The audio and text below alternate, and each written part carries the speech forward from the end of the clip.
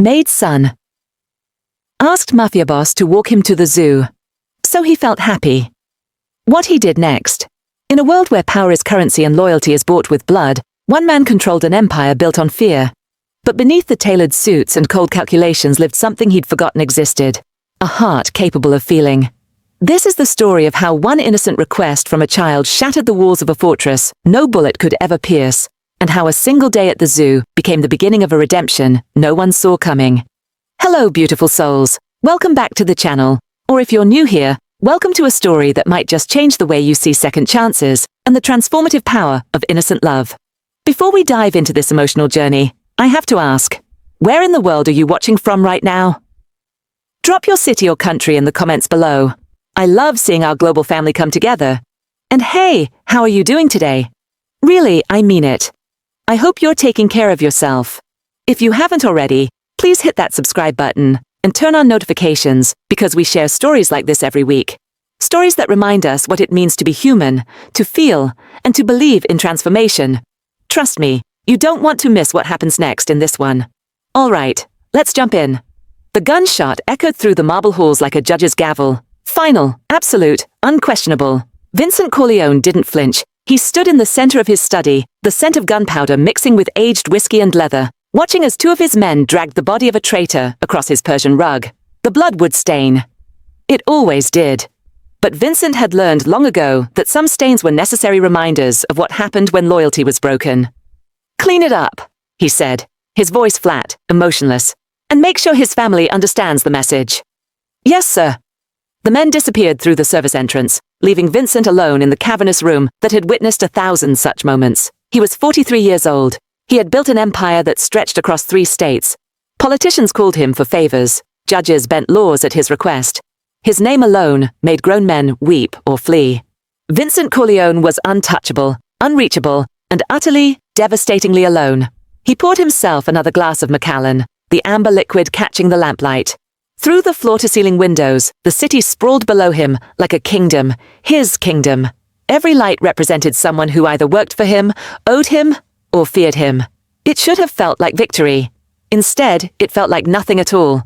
Vincent had stopped feeling things years ago. Emotions were liabilities. Love was a weakness his enemies could exploit. Joy was a distraction from the constant vigilance required to stay alive in his world. So he'd locked all of it away, brick by brick, until his chest became a mausoleum where feelings went to die. The knock on his door was hesitant. 3 soft taps that barely registered above the silence. "What?" Vincent didn't turn around. The door cracked open. "Mr. Corleone, I'm so sorry to disturb you, but—" "I said what, Maria?"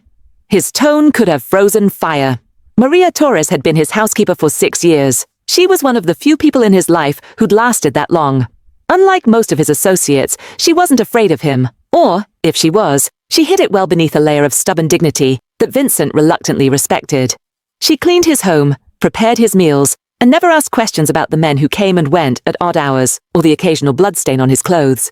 "It's my son, sir, Raphael. He's downstairs, and he's asking—" She paused, her voice catching. "He's asking if you could take him somewhere." Vincent finally turned, his dark eyes narrowing. "Excuse me?" Maria stepped fully into the room, wringing her hands. She was a small woman, probably in her mid-30s, with kind eyes that had seen too much hardship. "I know it's inappropriate, Mr. Corleone. I told him not to bother you, but he's been talking about it all week, and when I tried to explain that you're a busy man, he just kept saying—" She stopped, swallowing hard. "He kept saying you look lonely, and that maybe you'd feel happy if someone asked you to do something fun." The words hit Vincent like a slap. Lonely. Happy. 2 concepts he'd exiled from his vocabulary. So long ago, they felt like a foreign language. "Your son thinks I look lonely." Vincent's voice was dangerous, quiet. Men who heard that tone usually ended up in shallow graves. But Maria didn't retreat. "He's 7 years old, sir. He doesn't understand what you do. He just sees a man who's always alone in this big house. And today is his birthday. And his father—" Her voice broke. "His father promised to take him to the zoo before we lost him last year. Raphael's been saving up his allowance, and he wanted to go. But I can't take him because I have to work a double shift at the hospital tonight, and his grandmother is too sick. And I didn't know who else he could ask." Vincent stared at her. A birthday. A dead father. A child who thought a mafia boss looked lonely. The smart move was to say no, to send them both away and return to his whiskey and his empire and the comfortable numbness that had become his existence. But then he heard it, small footsteps in the hallway, followed by a child's voice, bright and hopeful despite everything. "Mama, did you ask him? Does Mr. Vincent want to come?" Vincent's jaw tightened. No one called him Mr. Vincent. No one dared to approach him with anything resembling familiarity or warmth. His world didn't work that way. And yet, before he could stop himself, he found his feet carrying him toward the door. Rafael Torres stood in the hallway, a tiny figure drowning in a superhero t-shirt that had seen better days. His dark hair stuck up in several directions, and his sneakers had holes in the toes. But what stopped Vincent cold were his eyes, bright, eager, and completely, devastatingly innocent. The boy looked up at him without a trace of fear. "Hi, Mr. Vincent." Raphael's smile could have powered the entire city. "Mama says you're really important and really busy, but I was wondering, would you maybe want to come to the zoo with me? It's my birthday, and I've been wanting to see the lions, and I thought maybe you'd want to see them too, because lions are really cool and strong. Like you?" Vincent Corleone, the man who'd ordered executions without blinking, who'd built an empire on ruthlessness and fear, found himself unable to speak. No one had called him cool in 30 years. No one had invited him anywhere except to meetings where violence was always on the agenda. No one had looked at him like he was anything other than a monster. "Raphael, baby, I told you Mr. Corleone is very busy," Maria started, reaching for her son's hand. "How much money did you save?" Vincent heard himself ask. Raphael's eyes widened.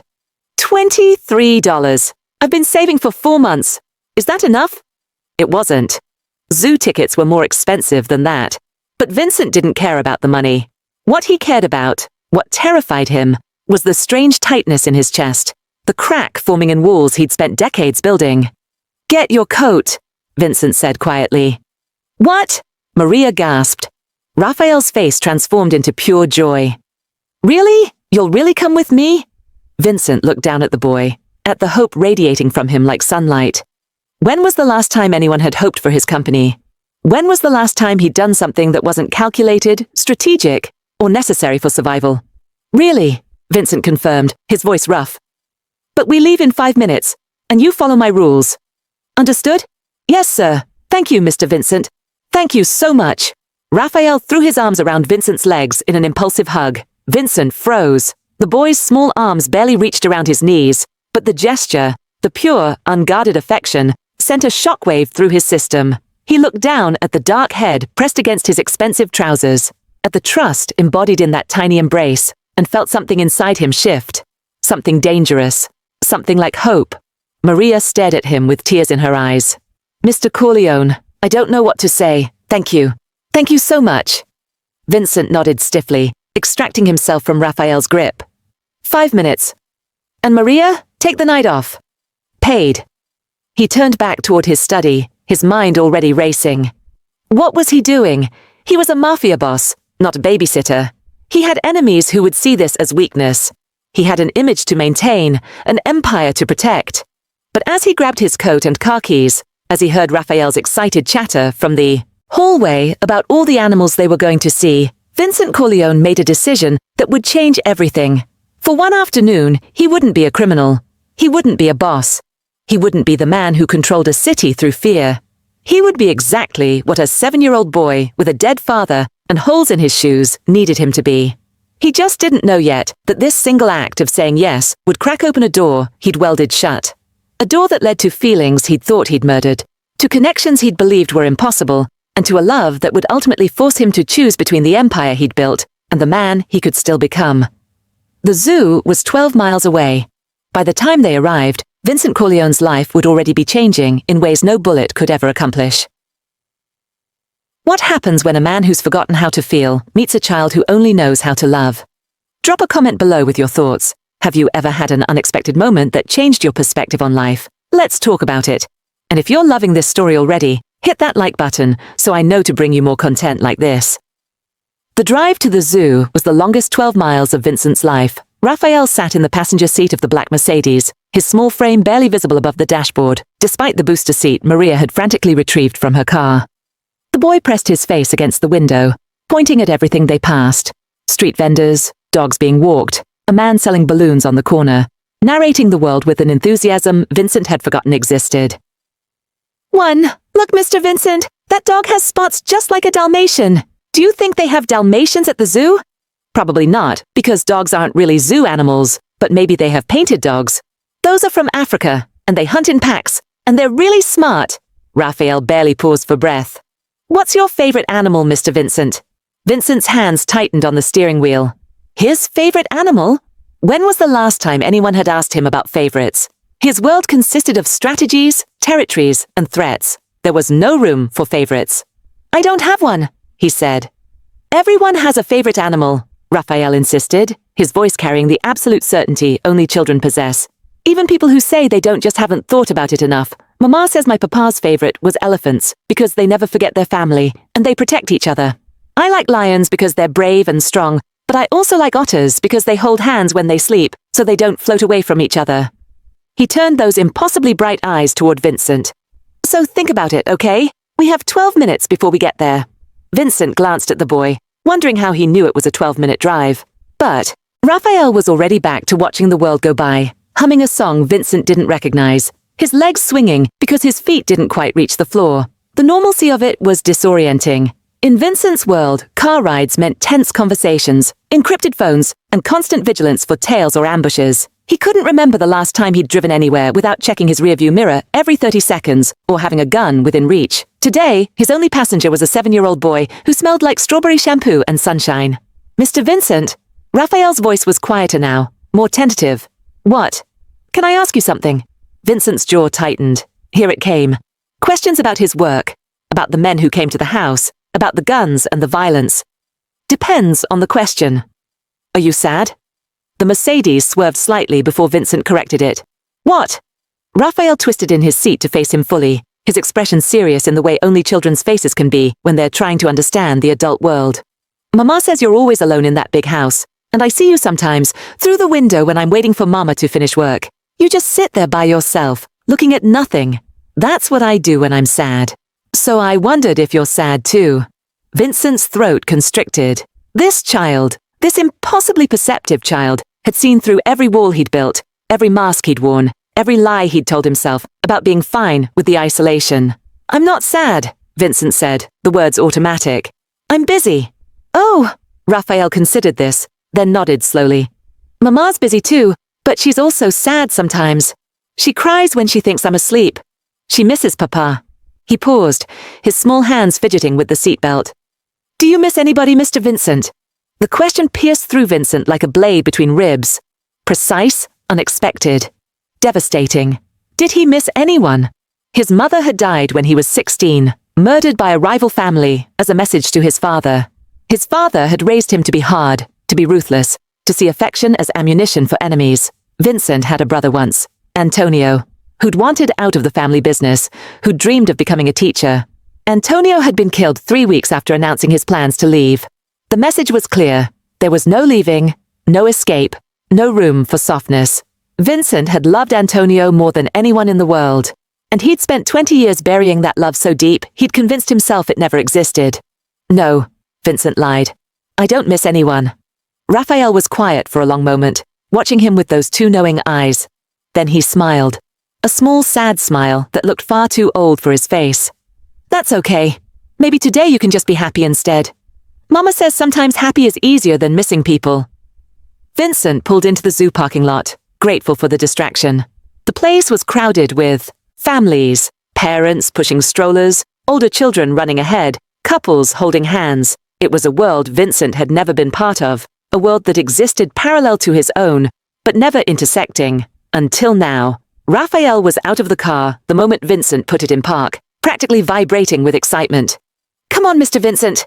The lions might be sleeping if we take too long, and you have to see them when they're awake, because that's when they're most majestic. Vincent locked the Mercedes, hyper-aware of the stares they were attracting. He was overdressed for a zoo, black slacks, expensive leather shoes, a button-down shirt that cost more than most people's monthly rent. Next to Raphael in his threadbare superhero shirt and patched jeans, they looked like they belonged to different species, let alone different worlds. At the ticket counter, Raphael carefully counted out his $23 in crumpled bills and coins. The teenager behind the glass looked at Vincent expectantly for the rest. 2 adult tickets, Vincent said, sliding a $100 bill across the counter. Mr. Vincent, you don't have to, Raphael started. It's your birthday. You keep your money. Vincent pocketed the change without thinking about it. To him, it was nothing. To Maria, it was probably 2 days' salary. Raphael's eyes went wide. Really? I can keep it all? Really? The boy's resulting smile could have lit up the entire city. He grabbed Vincent's hand without hesitation, his small fingers wrapping around 2 of Vincent's larger ones, and pulled him toward the entrance. Thank you. Mama's going to be so happy. She's been worried about buying my winter coat. Come on, the big cats are this way. Vincent looked down at their joined hands, rough, scarred fingers that had pulled triggers and signed death warrants, now intertwined with small soft ones that still believed the world was good. Something in his chest cracked a little wider. They walked through the zoo entrance, and Vincent Corleone entered a world he'd never allowed himself to imagine. One where he was just a man taking a child to see animals, where no one knew his name or his reputation, where the only thing that mattered was the joy on a little boy's face. The lion exhibit was everything Raphael had promised and more. They stood behind the safety glass, watching as 3 lions lounged in the afternoon sun. A massive male with a thick mane yawned, showing teeth that could tear through flesh like paper. 2 females rested nearby, their golden coats gleaming. That's the king, Raphael whispered, pressed against the glass. He protects his whole family. See how he's always watching, even when he looks relaxed? That's because he has to make sure nothing bad happens to the ones he loves. Vincent studied the lion, recognizing something of himself in the creature's vigilant posture, the way its eyes constantly scanned for threats, even in the supposed safety of captivity. He looks tired, Vincent said quietly. Mama says protecting people is the most tiring job in the world, Raphael replied, still watching the lion. But also the most important one. Do you protect people, Mr. Vincent? The question hung in the air between them. Yes, Vincent wanted to say. I protect my organization. I protect my territory. I protect my interests. But that wasn't what Raphael was asking. I try to, Vincent said finally, the most honest answer he could give. Raphael nodded solemnly, then his face brightened. Come on, I want to show you the otters. They're this way. As they walked through the zoo, something strange began to happen.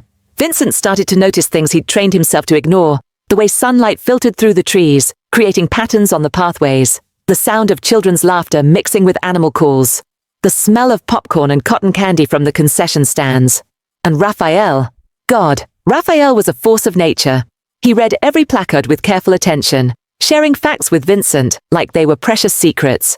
He asked questions of the zookeepers with genuine curiosity. He worried aloud about whether the polar bears were too hot, whether the gorillas were lonely, whether the peacocks knew how beautiful they were. The boy felt everything deeply, openly, without the armor Vincent had learned to wear before he could walk.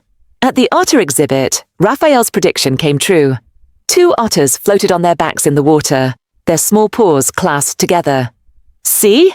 Raphael pointed, his voice filled with wonder. They hold hands, so they don't lose each other. Even when they're sleeping, they stay connected. Isn't that the best thing ever? Vincent watched the otters drift together, tethered by nothing but their own choice to hold on. It was such a simple gesture, such an obvious display of trust and affection. He couldn't remember the last time he'd held anyone's hand, couldn't remember the last time he'd let anyone close enough to hold on to. Mr. Vincent. Raphael tugged on his sleeve. You look sad again. I'm not sad, Vincent said automatically. Then what are you?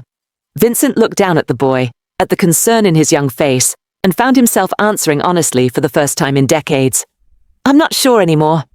Raphael processed this with the seriousness of a much older soul. Then he reached up and took Vincent's hand again, squeezing it gently. That's okay. Mama says sometimes not knowing how you feel means you're about to feel something new. Maybe you're about to feel happy. Vincent's fingers tightened around Raphael's hand, this small, warm anchor to a world he'd thought was lost to him forever. They continued walking, and Vincent began to notice something else, the way people looked at them. Parents smiled, assuming he was Raphael's father or uncle. An elderly woman commented on what a lovely day it was for a zoo trip with family.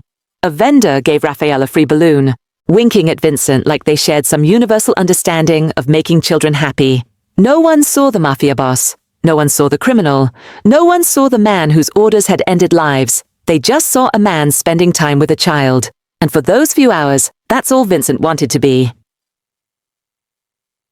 If you're enjoying Raphael and Vincent's journey so far, leave a comment telling me which animal you think represents Vincent best. Is he really the lion, strong but tired? Or is he something else entirely? Your insights always blow me mind, so share your thoughts below. By the time they reached the elephant exhibit, the sun was beginning its descent toward the horizon, painting the sky in shades of orange and gold. Raphael had been talking for nearly 2 hours straight, barely pausing for breath, and Vincent had absorbed every word like a man dying of thirst who'd finally found water. The elephants were magnificent, massive, intelligent, moving with a grace that seemed impossible for creatures so large. A baby elephant stayed close to its mother, its small trunk occasionally reaching up to touch her leg. Raphael was uncharacteristically quiet, watching them with an expression Vincent couldn't quite read. "Papa loved elephants," Raphael said finally, his voice small. "He said they were special because they remember everyone they love, forever. Even when those people are gone, elephants keep them in their hearts." Vincent's chest tightened. "Your mother told me about your father." "I'm sorry." Raphael nodded, his eyes never leaving the elephants. "He was a firefighter. He died saving people from a burning building. Mama says he was a hero." The boy's voice wavered. "I try to remember everything about him, his laugh, the way he smelled like coffee in the morning, how he'd read me 3 stories every night even when he was tired. But sometimes I wake up and I can't remember his voice, and it scares me. What if I forget him completely?" The pain in those words was so raw, so genuine, that Vincent felt it like a physical blow. This child, this beautiful open-hearted child, was carrying a grief that would have broken most adults. Vincent knelt down so he was eye level with Raphael, a gesture so foreign to him that his knees protested the movement. He'd knelt before no one in 20 years. "Listen to me," Vincent said, his voice rough with emotion he could no longer suppress. "Your father is in everything you do, every kindness you show, every question you ask, every time you see the good in someone, like you did with me today. That's him. You're carrying him forward, Raphael. And that means he's not gone. He's just different now. He's in you." Raphael's eyes filled with tears, but he smiled through them. "Do you really think so?" "I know so." And Vincent did. He recognized it because he'd spent so long trying to kill the parts of himself that remembered softness, that remembered his brother's laugh, his mother's gentle hands. But those parts hadn't died. They'd just been waiting for permission to exist again. Raphael threw his arms around Vincent's neck, hugging him with the full force of his small body. "Thank you for coming with me today, Mr. Vincent. This is the best birthday I've ever had." Vincent's arms came up slowly, hesitantly, until they encircled the boy's tiny frame. He couldn't remember the last time he'd hugged anyone. The gesture felt awkward, unfamiliar. It also felt like coming home. When Raphael finally pulled back, his face was bright again, despite the tear tracks on his cheeks. "So did you decide? What's your favorite animal?" Vincent stood, his expensive pants now dusty from kneeling on the zoo pathway, and he realized the answer had been there all along. "Elephants," he said quietly, "because they never forget the people they love." Raphael's resulting smile was worth more than every dollar in Vincent's empire. As they walked toward the exit, the boy's hand secure in his, Vincent Corleone felt something he hadn't felt in 20 years, the terrifying, exhilarating possibility of connection, of mattering to someone not because of what he could do for them, but because of who he was beneath all the armor. But Vincent was a strategist, a planner. He knew that every connection was a vulnerability, every attachment a potential weapon in an enemy's hand. As they approached the Mercedes, as Raphael chatted about coming back someday to see the baby elephant, Vincent's mind began calculating the risks. Caring about this child, about Maria, about anyone, meant giving his enemies ammunition. It meant creating weaknesses in the fortress he'd spent decades building. The smart move would be to end this here, to thank Raphael for a pleasant afternoon, to return to his empty mansion and his comfortable numbness, to close the door on whatever this was before it became dangerous. But as Raphael climbed into the car, still talking about elephants and their perfect memories, Vincent realized something that sent ice through his veins. It was already too late. In just a few hours, this boy had accomplished what decades of therapy, substances, and willpower never could. He'd made Vincent care, and in Vincent's world, caring about someone was the most dangerous thing you could do. He just didn't know yet that someone had been watching them all afternoon. Someone who understood exactly how to use this new weakness against him. The drive home was filled with Raphael's happy exhaustion, his voice growing slower and softer as he described every animal they'd seen. By the time they reached Vincent's estate, the boy was fighting to keep his eyes open. Maria was waiting by the service entrance, her face a mixture of relief and anxiety. When she saw them, saw her son's radiant smile, and the way he was still holding Vincent's hand, her eyes filled with tears. "Mama, Mr. Vincent is the best. We saw everything, the lions and the otters and the elephants. And he bought me cotton candy. And he said I could keep my money. And Mama, did you know that otters hold hands so they don't float away from each other? That's what I want to do with you, so you never float away from me." Maria scooped her son into her arms, holding him like he was her entire world, because he was. "Thank you, Mr. Corleone," she said, her voice thick with emotion. "Thank you so much. I don't know how to repay you." Vincent looked at her, really looked at her, for perhaps the first time since she'd started working for him. She was younger than he'd thought, with kind eyes and capable hands that had probably worked every day of her life. She wore exhaustion like a second skin, the kind that came from being both mother and father, from working multiple jobs just to keep her child fed and safe. She reminded him of his own mother before the violence had taken her. "There's nothing to repay," Vincent said quietly. "He's a good kid. You're raising him right." Maria's eyes widened in surprise, as if kindness from him was the last thing she'd expected. "He likes you. He's been talking about you all week, asking if you were lonely, if someone should check on you. He has his father's heart, always worrying about others." Raphael had fallen asleep against his mother's shoulder, his small fist still clutching the balloon he'd been given. He looked peaceful, content, loved. Vincent felt something twist in his chest. Regret, perhaps, for all the years he'd spent closing himself off to moments like this, for all the connections he'd destroyed or avoided because they felt too dangerous, too vulnerable. "He should get to bed," Vincent said, clearing his throat. "It's late." Maria nodded, then hesitated. "Mr. Corleone? Raphael wanted me to give you something. He made it yesterday." She shifted Raphael to one arm and reached into her pocket, pulling out a folded piece of paper. He said everyone should have art on their birthday, even if it's not their actual birthday." She handed him the paper and disappeared into the house with her sleeping son. Vincent stood alone in his driveway, under the stars that were barely visible through the city's light pollution, and unfolded the paper. It was a crayon drawing, crude, childish, but unmistakably clear in its message. Two figures stood in front of a lion exhibit, a tall one and a small one, holding hands. Above them, in careful block letters that showed how hard Raphael had worked on the spelling, were the words, "Mr. Vincent is my friend." Friend. Vincent stared at that misspelled word, at the stick figures holding hands, at the evidence that this child had been thinking about him, planning this day, seeing him as something other than the monster everyone else saw. For the first time in 20 years, Vincent Corleone stood in his empty driveway and cried. Not the silent, controlled tears he'd taught himself to suppress, but real, ragged sobs that came from somewhere, deep inside, from the place where he'd buried his brother, his mother, his humanity.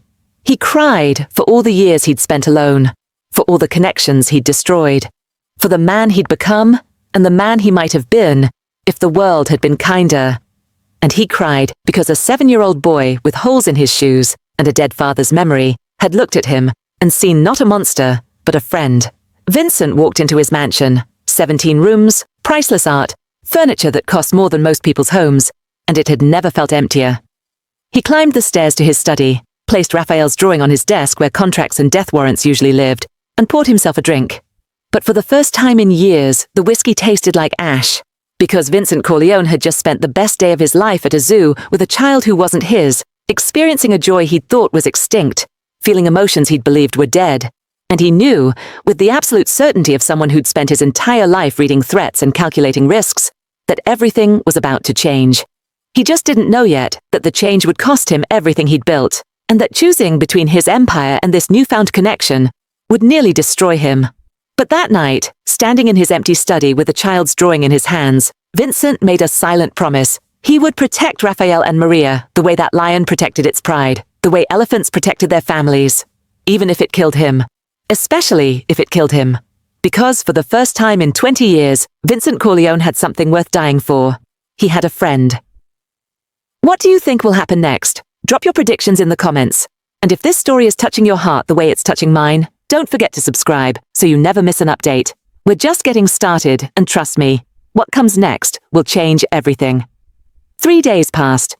3 days during which Vincent Corleone tried to return to normal, to the cold efficiency that had defined his existence for 2 decades. He attended meetings, made decisions that affected hundreds of lives, collected debts, and expanded territories. But Raphael's drawing remained on his desk, a small rebellion against everything his world represented. And every evening, when Maria finished her work, Vincent found himself inventing reasons to walk past the kitchen, to hear Raphael's voice as he did homework at the small table while his mother cleaned, to catch glimpses of the boy's smile, the way he approached every math problem like it was an adventure, the way he hummed while he worked. Vincent told himself he was just checking on his staff, making sure everything was running smoothly. Nothing more. He was lying to himself, and he knew it. On the fourth day, everything changed. Vincent was in a meeting with his top lieutenants, 5 men who'd been with him for years, who understood that loyalty was rewarded and betrayal was fatal. They were discussing a shipment coming in from the ports, a deal worth several $1 million, when his phone buzzed. He ignored it. No one interrupted Vincent's meetings unless buildings were burning. It buzzed again, then again. Vincent's jaw tightened. He pulled out his phone, ready to destroy whoever was foolish enough to. The text was from Maria. Maria, who'd never once contacted him outside of housekeeping questions, who understood boundaries better than most of his employees. Mr. Corleone, I'm so sorry to bother you. Raphael is sick, high fever. I can't leave work. They'll fire me. But school sent him home, and I don't know what to do. I'm so sorry. Vincent stared at the message, his mind immediately calculating. Maria worked at a hospital. If she left her shift, she'd lose the job. She'd lose the income she desperately needed. Raphael was alone, sick, probably scared. The smart move was to ignore it. Send money for a babysitter. Keep his distance. Remember that attachments were vulnerabilities. Vincent stood up, cutting off his consigliere mid-sentence. We're done here. Reschedule for tomorrow. Boss, we need to finalize. Tomorrow. Vincent's tone made it clear the discussion was over. He was already heading for the door. 15 minutes later, he was pulling up to Raphael's school. The building was old, underfunded, the kind of place where kids learned to navigate a world that had already forgotten them. Vincent walked through the main office, his presence causing immediate silence. The secretary looked up, her eyes widening at the sight of a man in a $3,000 suit, standing in their shabby administrative office. I'm here for Rafael Torres, Vincent said. Are you... family? She asked hesitantly, her fingers hovering over the phone like she was deciding whether to call security. Vincent met her eyes with the cold certainty that had made governors bend to his will. I'm his emergency contact. Check the file. It wasn't true, of course, but the woman's fingers trembled as she opened the file, and Vincent knew she wouldn't question whatever she found there. Fear had its advantages. He's in the nurse's office, room 104. Vincent found Raphael curled up on a small cot, his face flushed with fever, his superhero t-shirt damp with sweat. The school nurse, an older woman with kind eyes and tired hands, sat beside him, pressing a cool cloth to his forehead. Mr. Vincent? Raphael's voice was weak, confused. What are you doing here? Vincent's chest constricted at the sight. The boy looked so small, so fragile, nothing like the bundle of energy who'd dragged him through the zoo just days ago. Your mom couldn't leave work. I'm taking you home. Raphael's eyes filled with tears, the helpless tears of a sick child who'd been trying so hard to be brave. I don't feel good. My head hurts, and everything's too hot, and I want my mama. But she has to work because we need the money, and, hey! Vincent knelt beside the cot, his hand instinctively reaching out to brush damp hair from Raphael's forehead. The gesture felt foreign, unpracticed, but also somehow right. It's okay. We'll take care of you. The nurse watched this interaction with barely concealed surprise. His fever is 102. He needs rest, fluids, and monitoring. If it gets above 103, he should see a doctor. Vincent nodded, then carefully lifted Raphael into his arms. The boy was light, too light, the kind of light that spoke of missed meals and stretched budgets. Raphael immediately curled against Vincent's chest, his small body seeking comfort wherever it could find it. Thank you for coming, Raphael whispered. I knew you would.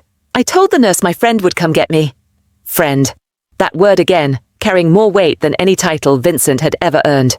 He carried Raphael to his car, buckled him into the passenger seat, and drove with a careful precision he usually reserved for transporting illegal cargo worth millions. But this cargo was infinitely more precious. A sick child who trusted him, who'd called him friend, who'd somehow seen past every wall Vincent had built. Back at the estate, Vincent carried Raphael upstairs, not to the guest rooms, but to his own bedroom. The master suite was massive, with a bed large enough for 5 people, floor-to-ceiling windows overlooking the city, and an ensuite bathroom with a tub that could double as a swimming pool. Raphael's eyes widened despite his fever. This is your room. It's like a castle. Right now it's your room. Vincent laid him carefully on the bed, the boy's small form almost disappearing into the expensive sheets. I'll be right back. Vincent descended to the kitchen, his mind racing through everything he knew about sick children, which was precisely nothing. He'd never been responsible for another human's well-being, never had to consider things like appropriate medications or comforting foods. He called Maria. Mr. Corleone, thank you so much for getting him. I was so worried. I can leave in 3 hours when my shift. Tell me what he needs. Medicine, food, whatever. I'll handle it until you get here. There was a long pause. When Maria spoke again, her voice was thick with emotion. There's children's fever reducer in my medicine cabinet. The purple bottle. Give him 1 teaspoon every 4 hours. Cool washcloths on his forehead. Lots of water. Soup if he can eat, but don't force it. And Mr. Corleone, just be there. That's what he needs most. Just don't leave him alone. Vincent hung up and methodically gathered supplies. The medicine from Maria's small apartment above the garage. Washcloths, ice water, crackers, in case Raphael got hungry. He moved through the tasks with the same focused efficiency he applied to running his empire, except this time the stakes felt impossibly higher, because this time he was protecting something that couldn't be replaced or avenged or controlled through fear. He was protecting someone who mattered. Back in the bedroom, Raphael had fallen into a restless sleep, his small face scrunched with discomfort. Vincent sat on the edge of the bed. His bed, which had never held anyone but him, which had been a symbol of his isolation, and pressed a cool cloth to the boy's burning forehead. Raphael's eyes fluttered open. Don't leave, okay? I'm not going anywhere, Vincent promised, the words feeling like a vow, like something more binding than any oath of loyalty his men had ever sworn to him. Promise? Promise. Raphael smiled, then closed his eyes again, his small hand reaching out to grip Vincent's sleeve. You're the best friend I ever had, Mr. Vincent. Even better than Tommy at school, because you actually listen when I talk about elephants. Vincent sat there, holding a damp cloth, anchored by a child's grip on his sleeve, and felt the last of his carefully constructed walls begin to crumble. Hours passed. Vincent administered medicine, changed washcloths, convinced Raphael to sip water, even when the boy protested. He'd negotiated billion-dollar deals with less care and attention. Sometime around evening, Raphael woke more fully, his fever down slightly. Mr. Vincent, can I ask you something? Always. Why don't you have a family? You have this big house, and you're really nice, even though you pretend not to be. Someone should love you. The question hit Vincent like a bullet. Unexpected, precise, devastating. It's complicated, Raphael. Because of your job. The boy's perception was frightening. Mama doesn't know I know, but I heard her on the phone once. She said you're a dangerous man, but that you've never been dangerous to us. Are you dangerous? Vincent could have lied. Should have lied. But something about this child, this moment, made dishonesty feel impossible. Yes, he said quietly. I'm a dangerous man. I've done things I'm not proud of. Hurt people. Made choices that I can't take back. Raphael processed this with a seriousness beyond his years. But you're not dangerous to me. Never to you. Or your mother. I promise you that. Then maybe you're not dangerous, Raphael said, his child's logic simple and devastating. Maybe you're just sad. And maybe people got hurt because you forgot how to be happy. Vincent stared at this 7-year-old child, who'd somehow looked into his soul and articulated a truth Vincent had spent decades avoiding. That his violence, his isolation, his empire of fear, all of it had been built on the foundation of a loneliness so profound, it had twisted him into something unrecognizable. You're too smart for 7, Vincent said, his voice rough. Mama says I got Papa's heart and his brain. She says it's a good combination. Raphael paused, then added shyly, I think you have a good heart too, Mr. Vincent. It's just hiding. Before Vincent could respond, his phone buzzed. He glanced at the screen and felt ice flood his veins. It was a photo of him and Raphael at the zoo, walking hand in hand, clear, unmistakable, damning. Below it, a message from a number he didn't recognize. Cute kid. Would be a shame if something happened to him. You've been getting soft, Corleone. Time to remember what matters.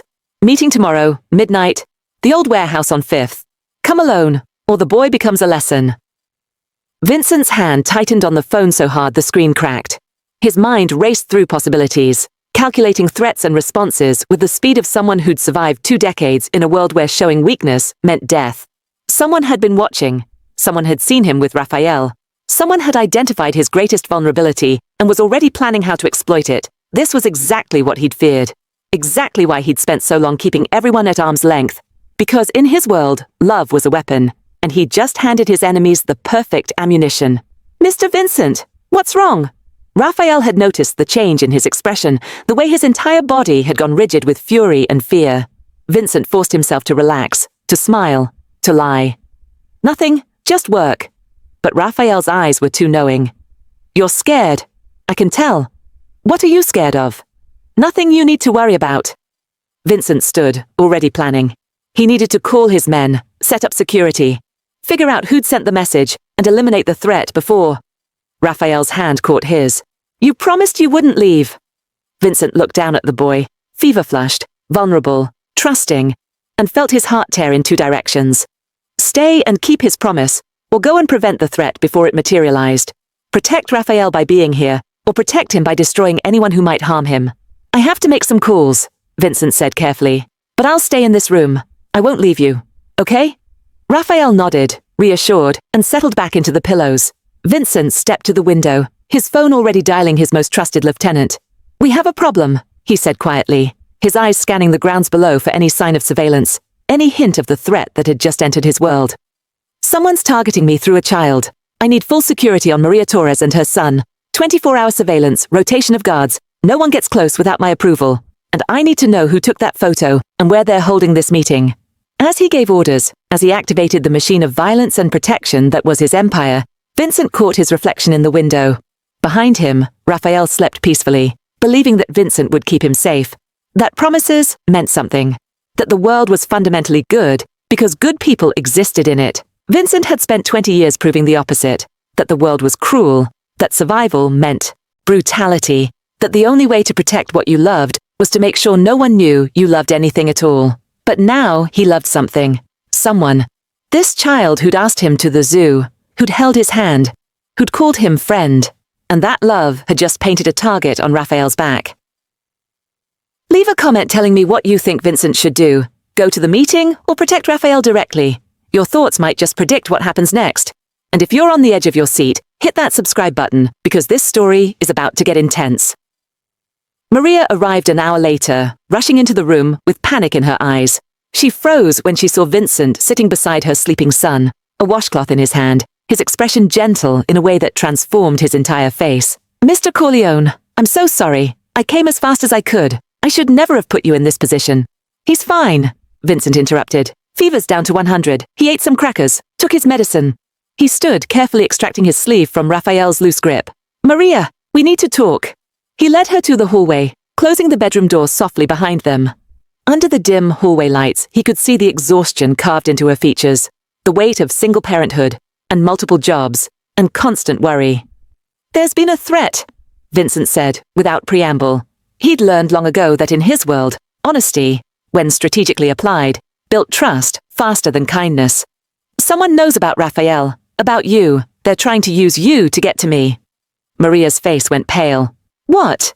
Why? We're nobody. We're just... You're not nobody. Not to me. The words came out more forcefully than Vincent intended. And that's the problem. In my world, anyone I care about becomes a target. You care about... Maria stopped, her eyes widening as she understood. Oh God, what have I done? I should never have asked you to take him to the zoo. I should never have... Listen to me. Vincent gripped her shoulders, forcing her to meet his eyes. None of this is your fault. You hear me? This is what I do. I protect people, and I'm going to protect you and Raphael, but I need you to trust me. Can you do that? Maria stared at him, this dangerous man who'd somehow become entangled in their lives, who'd spent an afternoon making her son happy, who'd dropped everything to care for him when he was sick. This man who her instincts should tell her to fear, but who looked at her son with something that might have been love. What do you need me to do? She asked, her voice steady despite the fear. Vincent felt something shift in his chest. Respect, maybe, or recognition. Maria Torres had spent her life surviving impossible situations. She understood how to be strong when strength was the only option. Pack bags for both of you. Essentials only. In 1 hour, some of my men will move you to a safe house. It's secure, comfortable. You'll stay there until this is resolved. What about my jobs? The hospital. And I clean for 2 other families on weekends. Consider yourself on paid vacation. I'll cover everything. Mr. Corleone, I can't accept. Maria. Vincent's voice was firm. Someone is threatening your son because of me. The least I can do is make sure you're safe and taken care of while I handle it. Please, let me do this. Maria's eyes filled with tears, but she nodded. He talks about you constantly, you know, about the zoo, about how you listen to him, about how you're his best friend. I was worried at first, worried about what it meant, about who you are, about what might happen. But then I saw how he lit up when he talked about you, how happy you made him. And I thought, maybe sometimes people find each other when they need each other most. Vincent swallowed hard. I never meant for this to happen. Never meant to care. But you do. It wasn't a question. Yes. The admission felt like stepping off a cliff. God help me, I do. Maria squeezed his hand, a brief gesture, but one that carried the weight of understanding, of forgiveness, of trust. Then we'll get through this. Whatever happens, we'll face it together. She went to pack, and Vincent returned to his bedroom where Raphael slept peacefully, unaware that the simple act of befriending a lonely man had set in motion a chain of events that would threaten everything. Vincent sat in a chair by the window, watching the boy sleep, and made a decision. Tomorrow at midnight, he would go to that warehouse. He would face whoever had threatened Raphael, and he would make it abundantly clear that some lines, once crossed, meant death. But tonight, he would keep his promise. He wouldn't leave. He would stay here, in this room, protecting this child who'd somehow become the most important thing in his world, because Vincent Corleone had finally found something worth fighting for, worth dying for, worth trying to be better for, and he'd be damned if he'd let anyone take it away. As the hours ticked toward midnight, as Maria finished packing and his men began setting up security, Vincent watched Raphael sleep and whispered a promise into the darkness. I won't let anyone hurt you. Whatever it costs me, my empire, my life, everything I've built, I won't let them touch you. You have my word. And for the first time in 20 years, Vincent Corleone's word meant something beyond business, or violence, or power. It meant love, the kind of love that would soon force him to choose between the man he'd been and the man this child believed he could be. The kind of love that would nearly destroy him before it saved him. The stakes just got real. What do you think is going to happen at that midnight meeting? Drop your theories below, and if this story has you hooked, make sure you're subscribed, because parts 4 and 5 are going to take you on an emotional roller coaster you won't believe. The Safe. House was in Connecticut, 2 hours from the city. A sprawling property hidden behind gates and armed guards who looked like they'd walked out of a military recruitment poster. Vincent had purchased it years ago under a shell corporation, one of dozens of properties he maintained for exactly this kind of emergency. He'd never imagined he'd be using it to protect a 7-year-old boy and his mother. Maria and Raphael arrived just before dawn, driven by 2 of Vincent's most trusted men. Vincent watched from the second-floor window of his estate as their car disappeared down the driveway, carrying away the only people who'd made him feel human in 2 decades. Raphael had woken briefly during the transfer, confused and scared. He'd reached for Vincent with tears in his eyes. You promised you wouldn't leave me. Vincent had knelt beside the car, his hand cupping the boy's fevered face. I'm not leaving you. I'm keeping you safe. There's a difference. And as soon as I handle some business, I'll come see you. I promise. You keep your promises, Raphael had said with absolute faith, before Maria gently pulled him back into the car. Vincent kept his promises. It was one of the few things about himself he still respected. Now, standing in his study as dawn broke over the city, Vincent assembled his inner circle. 5 men who'd been with him through wars, betrayals, and the slow, brutal climb to power. Men who understood that in their world, mercy was weakness, and hesitation was death. Someone's targeting me through a civilian, Vincent said, his voice cold and controlled. A child. I want to know who, why, and where they are. And I want it before midnight. His consigliere, Dominic Caffey, a thin calculating man with a mind like a steel trap, leaned forward. Boss, with all due respect, we need to talk about this. You were seen at a zoo with a kid. That photo's already circulating. People are asking questions, wondering if you're going soft, if you've found a weakness they can exploit. Then they're about to learn what happens when they mistake kindness for weakness. Vincent's eyes were glacial. Rafael Torres and his mother are under my protection. Anyone who threatens them is signing their own death warrant. Make that clear to everyone in our organization and every family we deal with. Vincent. Dominic rarely used his first name. When he did, it meant serious concern. You're exposing yourself, this kid, his mother, They're civilians. The moment you show you care, every enemy we have will use them against you. You taught me that. Remember what happened to... Don't! Vincent's hand slammed down on the desk. Don't say his name. Antonio, his brother, the one who'd wanted out, who'd fallen in love with a schoolteacher, who'd believed in second chances and redemption. Vincent had tried to protect him, tried to keep his relationship secret, tried to build walls around the one person he loved. It hadn't been enough. His enemies had found out, had used Antonio's girlfriend as bait, had made Vincent choose between saving his brother and maintaining his empire. Vincent had chosen his empire. Had arrived 30 seconds too late to save Antonio from a bullet, meant as a message. He'd been 23 years old, and he'd learned the most brutal lesson of his life. In his world, love got people killed. He'd sworn never to make that mistake again, had spent 20 years honoring that vow. Until a boy with holes in his shoes and a dead father's memory had asked him to visit a zoo. I know the risks, Vincent said quietly, but I'm not walking away from them. So either help me protect them, or get out. The room was silent. Then, one by one, his men nodded. Not because they understood, Vincent could see the confusion and concern in their eyes, but because he was their boss, and loyalty meant following orders even when those orders seemed insane. The photo came from a burner phone, said James Bourne, Vincent's tech specialist. Bounced through 3 servers, but I'm tracking it. Should have a location by noon. The meeting location, the old warehouse on 5th, that's neutral territory, added Michael Ripley, his head of security. Abandoned for years. Could be a setup, could be legitimate. Either way, we'll have snipers on every rooftop, surveillance on every approach. You won't be alone, boss, even if you walk in alone. Vincent nodded. Good. And the Torres family? Security status? 6 men on rotation, cameras on every angle, panic buttons in every room. No one gets within 500 yards without us knowing. Michael paused. Boss, the kid was asking about you when we got them settled. Wanted to know when you'd visit. Vincent's jaw tightened. How's his fever? Down. The mother says he's doing better. But he's scared. Doesn't understand why they had to leave in the middle of the night. Because I cared about you, Vincent thought. Because in my world, caring means creating targets. I'll visit after the meeting, Vincent said, once this threat is neutralized. His men dispersed, leaving Vincent alone in his study. He walked to his desk, where Raphael's crayon drawings still sat beside his laptop and encrypted phone. 2 stick figures holding hands in front of a lion exhibit. Mr. Vincent is my friend. Vincent picked up the drawing, this piece of paper that had become more valuable to him than any contract or deed or blackmail material he'd ever possessed. A child's art, given with pure affection, expecting nothing in return. He'd built an empire on taking. Raphael had changed his life by giving. The irony would have been funny if it weren't so terrifying. If you're feeling this story in your soul, drop it in the comments.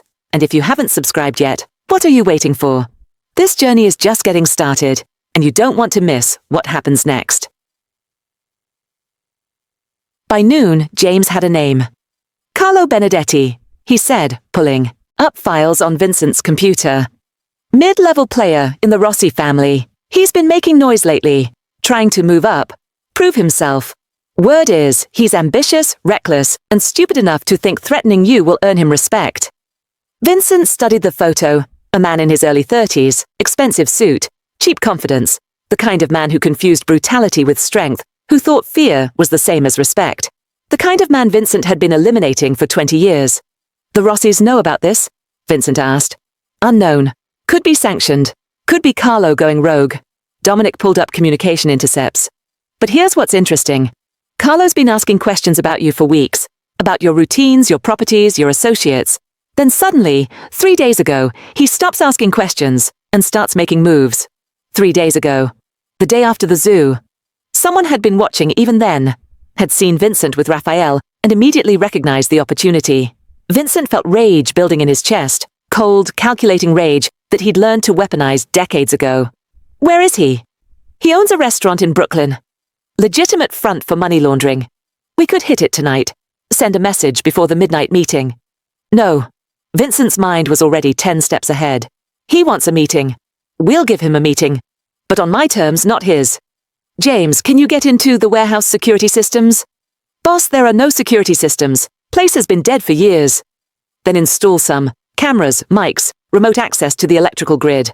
I want to know everything that happens in that building and have the ability to control it. Michael, I want our people in position by 10 p.m., but invisible. No one sees them. No one knows they're there. If this is a setup, I want to spring the trap on the trappers. His men nodded, recognizing the strategy.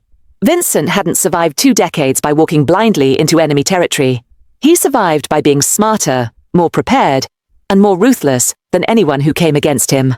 And Dominic? Vincent's voice was deadly quiet. Send a message to the Rossi family. Tell them if Carlo Benedetti is acting with their blessing, we'll consider it an act of war. If he's acting alone, they have until midnight to disavow him or share his fate. That's aggressive, boss. Could start a war we don't need. Carlo made this personal when he threatened a child. The Rossis can either cut him loose or stand with him. Either way, this ends tonight. The hours until midnight crawled by like wounded animals. Vincent tried to work, tried to focus on the 100 other aspects of his empire that required attention. But his mind kept drifting to Connecticut, to a safe house where a boy with a fever was probably asking when Mr. Vincent would visit, where a mother was probably wondering if trusting a dangerous man had been the biggest mistake of her life.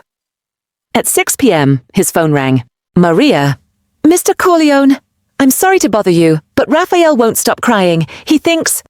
Her voice broke. He thinks you abandoned him, that you sent us away because you didn't want us anymore. I've tried explaining, but he's 7, and he's scared, and he wants you. Vincent closed his eyes, the sound of Raphael's crying in the background, like a knife to the chest. Put him on. There was rustling, then Raphael's small, devastated voice. Mr. Vincent. I'm here, Raphael. Why did you send us away? Was it because I got sick? Because I was too much trouble? The words came out between sobs, each one a fresh wound. I'm sorry I asked you to the zoo. I'm sorry I bothered you. Please don't hate me. Vincent's hand tightened on the phone. Listen to me very carefully, Raphael. I could never hate you. Never. You're the best thing that's happened to me in 20 years. Do you understand? The best thing. Then why aren't you here? You promised you wouldn't leave. I'm not leaving. I'm protecting you. There are some bad people who want to hurt you because they think it will hurt me. And they're right. It would. So I sent you somewhere safe while I handle these bad people. Once they're gone, I'm coming to see you. I promise. You keep your promises, Raphael said, his crying quieting to hiccups. Always. And Raphael, when I see you, I'm going to tell you something I should have said days ago. What? Vincent hesitated, the words foreign on his tongue, unused for so long they felt like artifacts from another life. That you're important to me. That you matter. That I... He stopped, unable to quite say it, but knowing Raphael would understand anyway. That I'm glad you asked me to the zoo. I'm glad too, Raphael whispered. Even if it made bad people mad, because you're my best friend, and best friends are supposed to be together. After they hung up, Vincent sat in the gathering darkness of his study, staring at nothing. Best friends. As if his life could ever accommodate something so pure, so simple, so desperately fragile. He'd destroyed men for less than Carlo had done, had eliminated threats with cold efficiency, without hesitation or remorse. But this was different. This wasn't business. This was personal in a way that terrified him, because personal meant emotions, and emotions meant vulnerabilities, and vulnerabilities meant... His phone buzzed. A text from an unknown number. Tick-tock, Corleone. Midnight approaches. Come alone, or the kid becomes an example. Oh, and we know about the safe house in Connecticut. Nice try. Vincent's blood turned to ice. They knew. Carlo knew where Raphael was. Michael! Vincent's roar brought his head of security running. Connecticut. Now. Full lockdown. No one in or out. Double the guards. And get me a helicopter. I need to be there in 20 minutes. Boss, the meeting. Fuck the meeting. If they know about the safe house, this was never about a meeting. It was about dividing my attention, making me choose between confronting them and protecting Raphael. Vincent was already moving, grabbing his gun from the desk drawer, checking the clip with practiced efficiency. Carlo just made the biggest mistake of his life. He threatened my... He stopped, the word catching in his throat. He threatened someone under my protection. I'm ending this tonight, but on my terms, not his.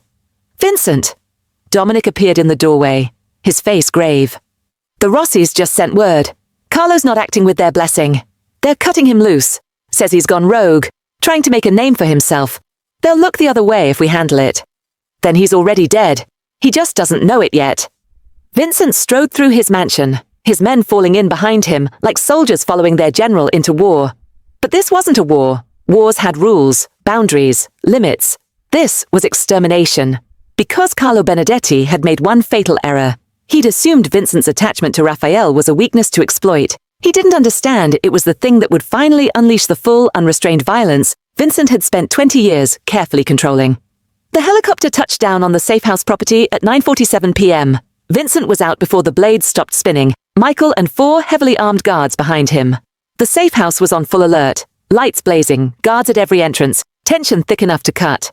Vincent's second-in-command at the location, a former Marine named Sarah Connor, met him at the door. "Status?" Vincent demanded. "Secure, sir. No breaches, no attempts. But we had a drone fly over about an hour ago. Civilian model. Nothing fancy. But it was definitely surveilling. We shot it down, traced it to a rental company in Queens. Rented by Carlo Benedetti." "I know." Vincent pushed past her into the house. "Where are they?" "Upstairs. Second bedroom on the right. Mrs. Torres is keeping the boy calm, but he knows something's wrong." Vincent took the stairs 2 at a time, his heart pounding in a way it never did, before executions or negotiations or raids. He'd faced death 1,000 times without flinching, but the thought of Raphael being afraid, of this child who'd asked him to the zoo thinking he was in danger, made Vincent's carefully controlled facade crack. He knocked softly on the bedroom door. "Come in." Maria's voice was steady, but Vincent heard the fear underneath. The room was spacious but warm, decorated in soft blues and greys, nothing like the sterile safe houses in movies. Maria had clearly tried to make it comfortable, Raphael's few belongings unpacked, his favorite stuffed elephant, a gift from his late father, Vincent remembered, on the bed. Raphael sat on that bed now, wearing dinosaur pajamas, his dark eyes huge in his small face. When he saw Vincent, his entire expression transformed. "Mr. Vincent, you came! You really came!" He launched himself off the bed and into Vincent's arms with the fearless trust only children possess. Vincent caught him, this small, warm bundle of unconditional affection, and felt something in his chest, finally, irreversibly break open. He held Raphael close, breathing in the scent of strawberry shampoo and childhood innocence, and made a silent vow. No one would hurt this child, not while Vincent drew breath. "I told you I'd come," Vincent said, his voice rough. "I keep my promises. Mama said bad people know where we are, that they might try to hurt us to hurt you." Raphael pulled back to look at Vincent's face, his small hands on Vincent's shoulders.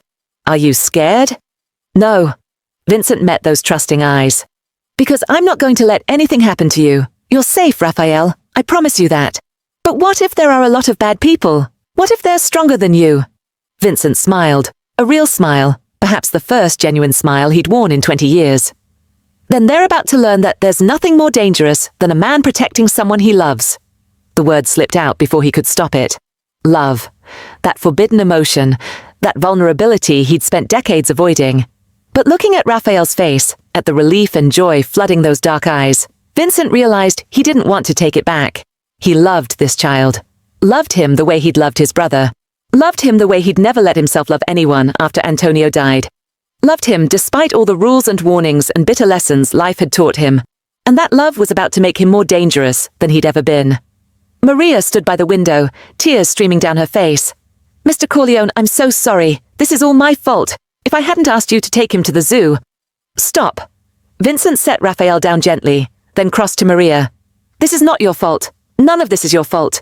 You asked me for help, and I chose to give it. That choice, and everything that came from it, is on me. Not you. But Raphael, he's just a baby. He doesn't deserve—" "No, he doesn't. Which is why I'm going to end this tonight." Vincent's voice hardened into something that made even his own guards shift uncomfortably. "The man who threatened you, who thought he could use Raphael to get to me, he's made his last mistake.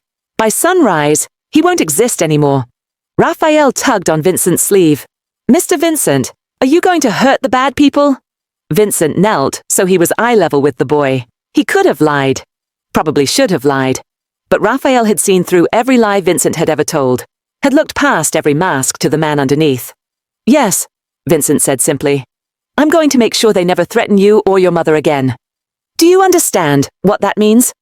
Raphael's face was solemn, far too mature for 7 years old. "It means you're protecting us.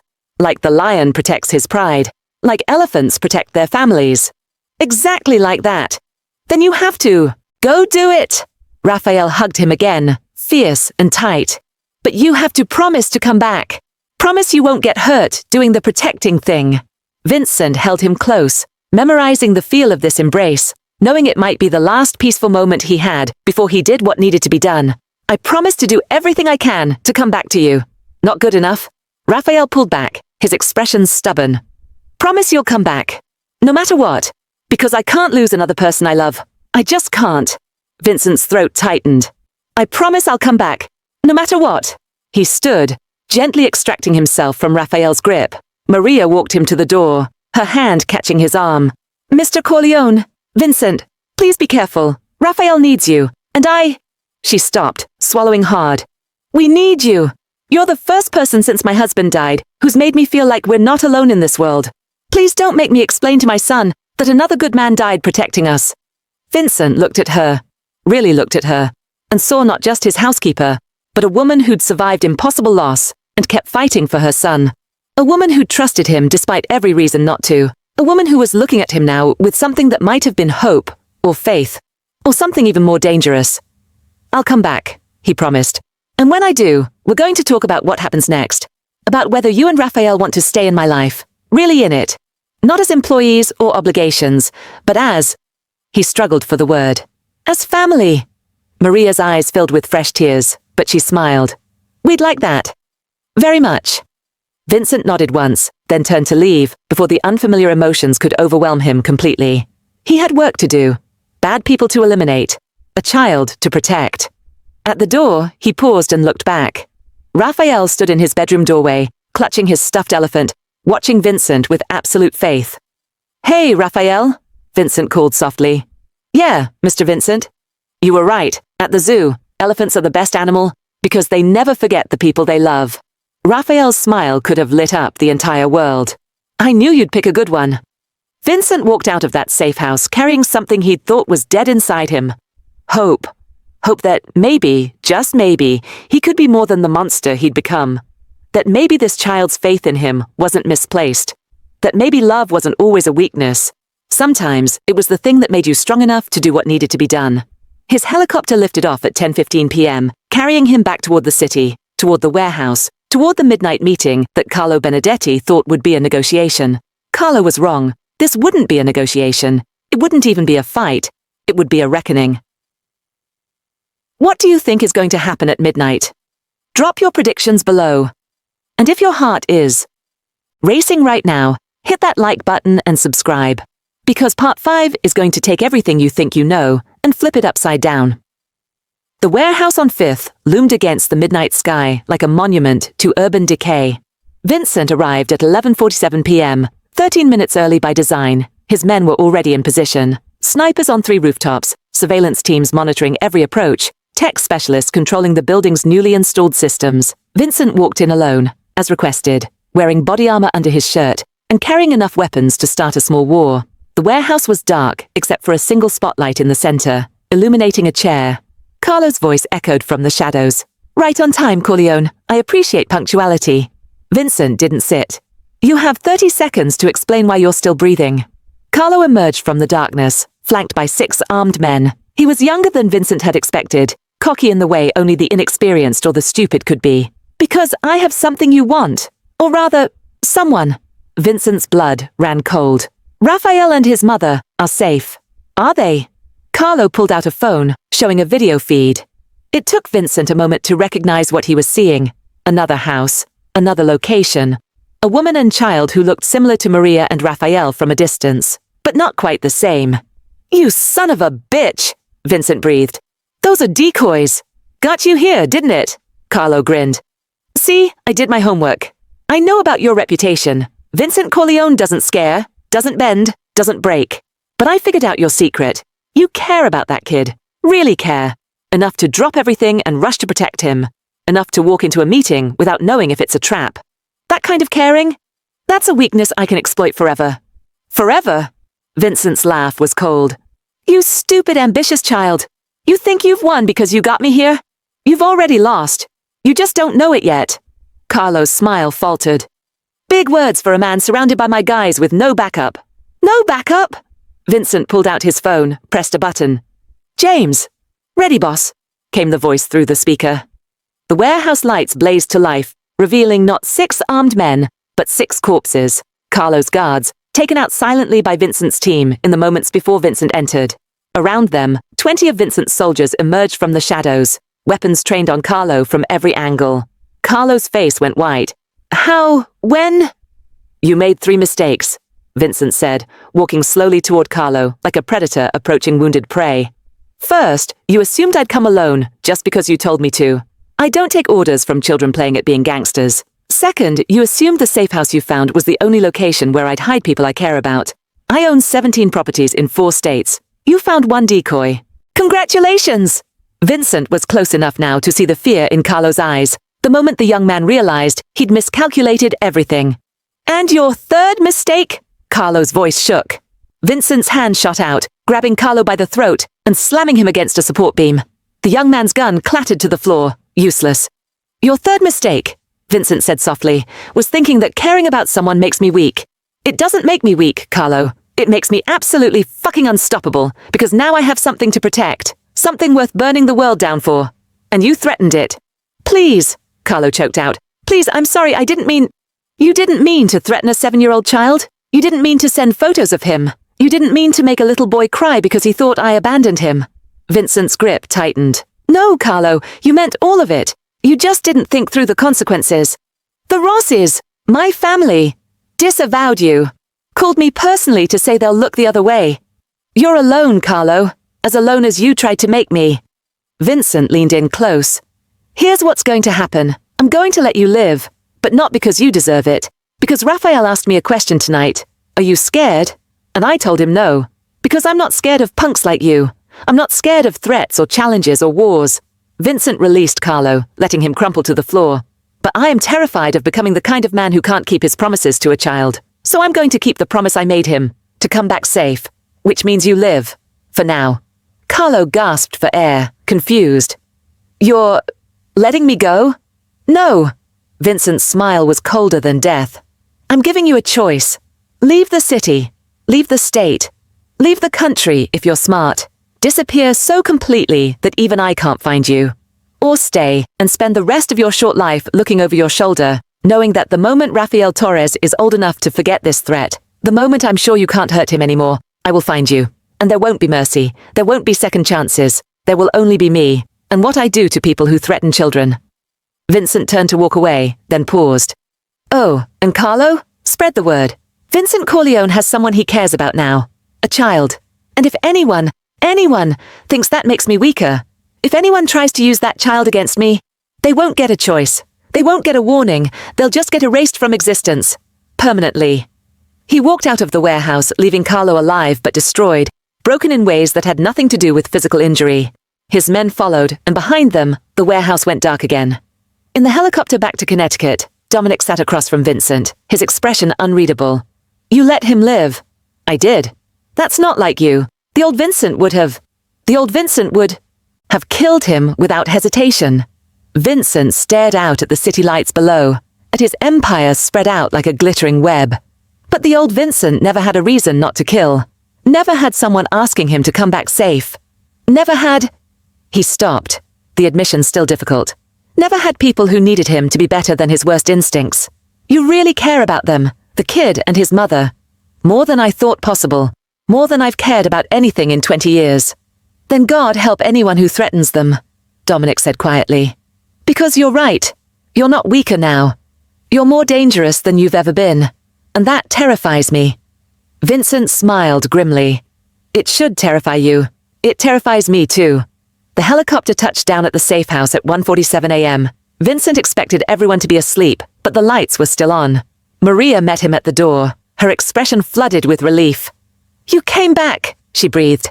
I promised. Vincent stepped inside, suddenly exhausted. Is Raphael? Awake, waiting for you. He refused to sleep until you returned. Maria's hand touched his arm gently. He was right to wait. He knew you'd keep your word. Raphael sat on the stairs in his dinosaur pajamas, clutching his stuffed elephant, his eyes fighting sleep. When he saw Vincent, his face lit up, like Christmas morning. Mr. Vincent, you came back. You're not hurt, are you? Did you protect us from the bad people? Vincent climbed the stairs and sat beside the boy, this small person who'd changed everything. I did. The bad people won't bother us anymore. You're safe, Raphael. You and your mum. I promise. Raphael leaned against him, his small body warm and trusting. I knew you'd come back. Best friends always come back for each other. Vincent wrapped an arm around the boy's shoulders, holding him close, always. And Raphael, I want to tell you something I should have said at the zoo. Something I should have said every day since then. What, Mr. Vincent? Vincent took a breath, these words foreign but necessary. You changed my life. Before I met you, I was alone. I was powerful, but I was empty. Then you asked me to see the lions, and you showed me what it means to be happy again. What it means to care about someone. What it means to have a friend. His voice roughened. So thank you. For seeing something in me worth caring about. For not being afraid. For asking a lonely man to go to the zoo. Raphael looked up at him, his eyes shining. You're not lonely anymore though, right? No, I'm not lonely anymore. Good. Raphael yawned, his exhaustion finally winning. Because you're my best friend, and best friends are never lonely. They always have each other. Maria appeared with a blanket, gently lifting her son. Come on, baby, time for bed. Mr. Vincent will still be here in the morning. Promise? Raphael asked, his eyes already closing.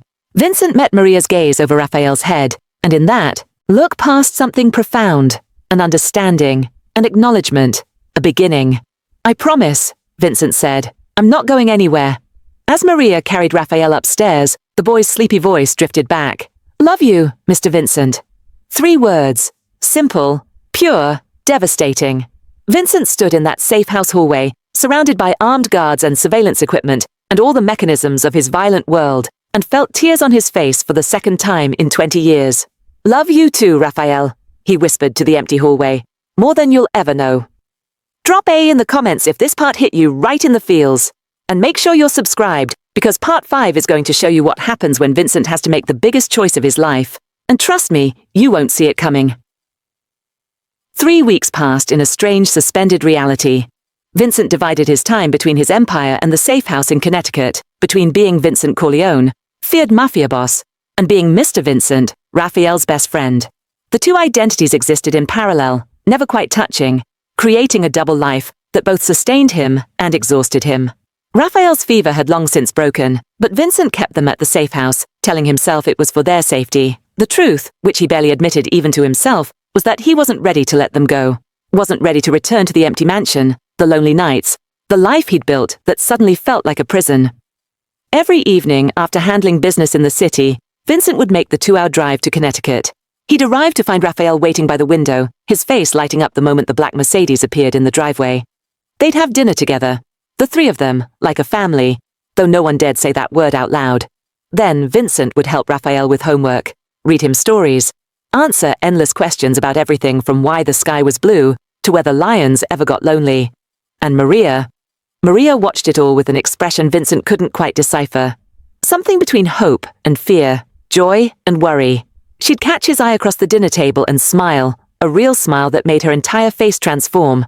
And Vincent would feel something in his chest that he'd thought was long dead. It felt dangerously like happiness.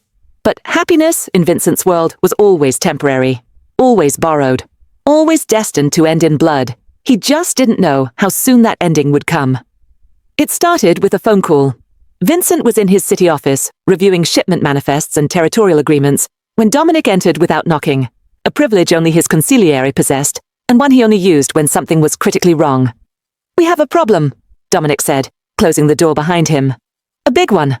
Vincent looked up from his paperwork, immediately alert. Carlo? No, Carlo's in the wind. Last. Spotted boarding a flight to Argentina. He took your advice and disappeared. Dominic sat down heavily. This is worse. The feds are building a case against you. Have been for months, apparently. RICO charges, racketeering, money laundering, conspiracy to commit murder. They've got wiretaps, financial records, testimony from 3 of our lower-level guys who flipped. Vincent's expression didn't change, but his mind raced. Federal prosecution wasn't new. He'd been investigated dozens of times over the years, but the combination of RICO and cooperating witnesses was dangerous, potentially catastrophic. How solid is their case? Solid enough that my source says they're planning to move within the month. Arrests, seizures, the whole 9 yards. Dominic leaned forward. Vincent, they've been watching you. Not just business meetings, everything. Your movements, your properties, He hesitated. Your recent trips to Connecticut. Ice flooded Vincent's veins. They know about the safe house. They know you've been visiting a property you own under a shell corporation. They know a woman and child are living there. They don't know who yet, but they're digging. And when they find out... Dominic's expression was grave. Maria Torres is your employee. Rafael is a minor. If the feds think you're involved with them, they'll use it. They'll paint you as someone who exploits or endangers a vulnerable single mother and her child. They'll twist it into something ugly, something criminal. I'm not exploiting, Vincent started, his voice hard. I know that. You know that. But the feds don't care about the truth. They care about building a case. And a mafia boss with a suspicious relationship to his housekeeper and her son? That's a narrative they can sell to a jury. Dominic pulled out a folder. There's more. They've been digging into Maria's background. Her husband, Diego Torres, wasn't just a firefighter. He was connected. His cousin ran with the Moretti family back in the day. Did some enforcement work before Diego convinced him to go straight. Vincent's hands clenched. Maria knows this? Unknown. Could be she had no idea about the cousin's past. Could be she knew, and kept it quiet because it's not who Diego was. But the feds will use it to suggest she's not as innocent as she seems. That maybe she deliberately got a job with you. That maybe this whole thing, Rafael befriending you, the zoo trip, everything, was some kind of setup. That's insane, Vincent said flatly. Rafael is 7 years old. He's not capable of that kind of deception. I agree, but conspiracy theories don't need to make sense. They just need to create reasonable doubt. And Vincent, Dominic met his eyes. There's talk. In our organization, in other families, people are saying you've changed, that you're distracted, soft, that you're spending more time with a kid than running your empire. Some think it's weakness. Others think it's a midlife crisis. A few are wondering if maybe the feds are right. If maybe you've compromised yourself. Vincent stood, walking to the window that overlooked the city. His city. The empire he'd built through blood and brutality and 20 years of sacrifice. What are you saying, Dominic? I'm saying you need to make a choice. The feds are coming. When they do, they'll investigate everyone close to you. Maria and Rafael will be dragged into it. Questioned, scrutinized, possibly charged as accomplices or witnesses. Their lives will be destroyed. Rafael will grow up knowing his mother's boss was a criminal, that the man he called his best friend was actually a monster. Dominic's voice was gentle, but firm. Or you can cut ties now. Set them up somewhere far away. Give them money and new identities. Make sure they're safe and taken care of. Let them go before the storm hits. Let them go, Vincent repeated, the words tasting like poison. It's the smart move, the safe move. You protect them by removing yourself from their lives. They get to be normal, happy, safe. And you, Dominic shrugged. You go back to being who you were. Focused. Untouchable. Alone. Vincent stared out at the city, at the lights that represented power and wealth and control. Everything he'd ever wanted. Everything that suddenly felt meaningless compared to a boy's laughter and a woman's gentle smile and the way they'd started to feel like home. How long do I have? Vincent asked quietly. The feds? Maybe 2 weeks, maybe 3. But Vincent, the longer you wait, the worse it gets for them. If you're going to protect them, you need to do it now, before they're too deep in this world to ever get out. After Dominic left, Vincent sat alone in his office, staring at Raphael's crayon drawing that he'd brought from home and pinned to his wall. 2 stick figures, holding hands. Mr. Vincent is my friend. Friend. The word mocked him now, because friends didn't drag each other into federal investigations. Friends didn't make children targets for criminals and prosecutors alike. Friends didn't ruin lives just by existing in them. Vincent pulled out his phone, scrolling to the photos he'd taken over the past 3 weeks. Raphael showing him a drawing, Maria laughing at dinner, the 3 of them on the safe house porch watching the sunset. Moments of simple joy that had felt impossible before they'd entered his life. Moments he would have to sacrifice to keep them safe. Because that's what love meant in Vincent's world. Letting go before your darkness consumed them. If you're feeling this in your soul, let me know in the comments. Have you ever had to make an impossible choice to protect someone you love? Let's talk about it. And hit that subscribe button. You need to see how this resolves. Vincent drove to Connecticut that evening, his heart heavy with the decision he'd made. He'd rehearsed the words 100 times during the 2-hour drive, trying to find a way to explain that wouldn't break Raphael's heart or make Maria think he was abandoning them. There was no way. Every version ended in pain. But pain now was better than destruction later. Raphael was waiting by the window, as always. The moment Vincent's car appeared, the boy was out the door, running across the lawn with his arms spread wide. Mr. Vincent! Mr. Vincent! Guess what? I got an A on my science test, the one about animals and habitats. I wrote about elephants and lions and otters, and my teacher said it was the best report in the class. And Mama made lasagna because she remembered you said it was your favorite, and... Vincent caught him, lifting Raphael into his arms, holding him close. The boy smelled like soap and grass and childhood, and Vincent memorized every detail, knowing these might be his last moments with this perfect, trusting soul. That's amazing, Raphael. I'm so proud of you. Raphael beamed. Will you help me study for my math test tomorrow? I'm not good at fractions, but you explained them really well last time. You made it make sense. Of course. The lie tasted like ash. Inside, Maria was setting the table, her face flushed from cooking. She'd changed from her usual work clothes into a simple blue dress, and she'd done something different with her hair. She looked beautiful, not in the polished, artificial way of the women Vincent usually encountered, but in a real genuine way that made his chest ache. She looked happy. They both did. And he was about to destroy that happiness. Dinner was torture. Raphael chattered endlessly about his day, the kids at school, a funny thing that happened during recess, his plans to ask his teacher if they could do a field trip to the zoo. Maria watched her son with such love and pride, occasionally catching Vincent's eye with a smile that suggested shared understanding, shared joy. They looked at him like he belonged here, like he was part of something bigger than himself, like he was family. After dinner, Vincent helped Raphael with his homework, explained fractions using pizza slices and cookie portions until the boy understood. Then Raphael wanted to show him the new drawing he'd made, another stick figure scene, this time of 3 people, labeled Mr. Vincent, Mama, and me, standing in front of a house with flowers and a sun. It's our family, Raphael explained proudly. I drew it for you to keep.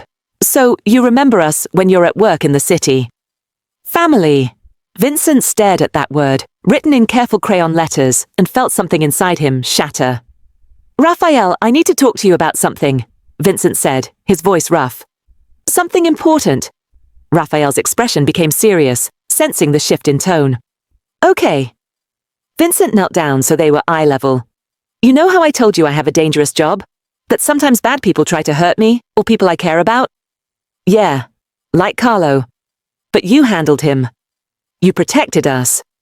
I did. But there are other bad people, Raphael. And sometimes the best way to protect someone is to make sure they're far away from danger, far away from me. Raphael's face crumpled as he understood. No, you're not leaving us. You promised you'd stay. You said we're friends. We are friends. That's why I have to do this, because friends protect each other, even when it hurts. But I don't want you to go. I don't care about danger. I just want you. Raphael's voice rose to a wail. Please, Mr. Vincent, please don't leave. I'll be better. I'll be quieter. I won't bother you as much. Stop. Vincent gripped the boy's shoulders gently. You are perfect exactly as you are. This isn't about you.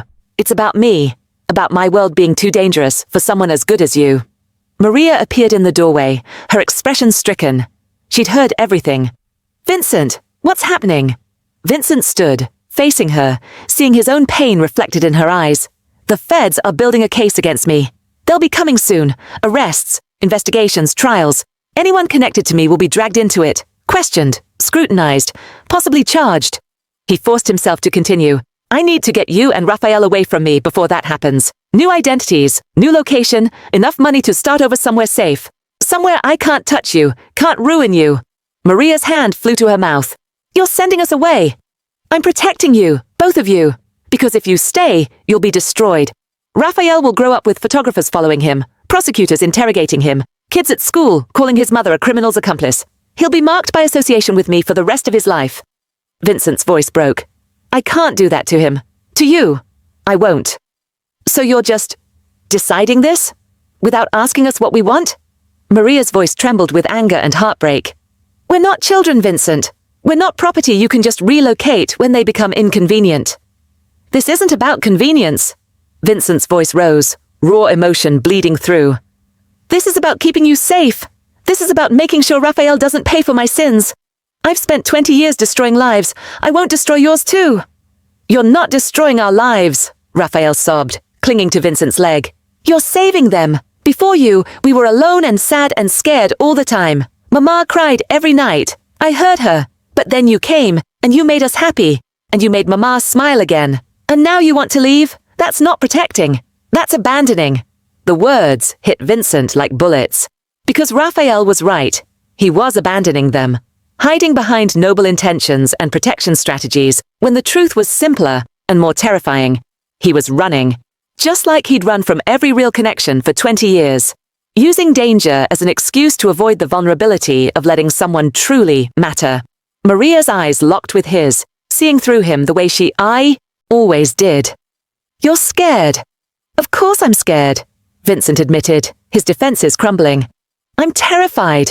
Every person I've ever loved has been taken from me or destroyed because of who I am. My mother, my brother, everyone. And now I've found you two. And the thought of losing you, of watching you suffer because of me, it's unbearable. So yes, I'm scared. I'm more scared than I've ever been. Then stop running. Maria crossed the room, her hand touching his face with heartbreaking gentleness. Stop making decisions for us based on fear. We're already in this, Vincent. Raphael already loves you. She stopped, swallowing hard. We're already invested.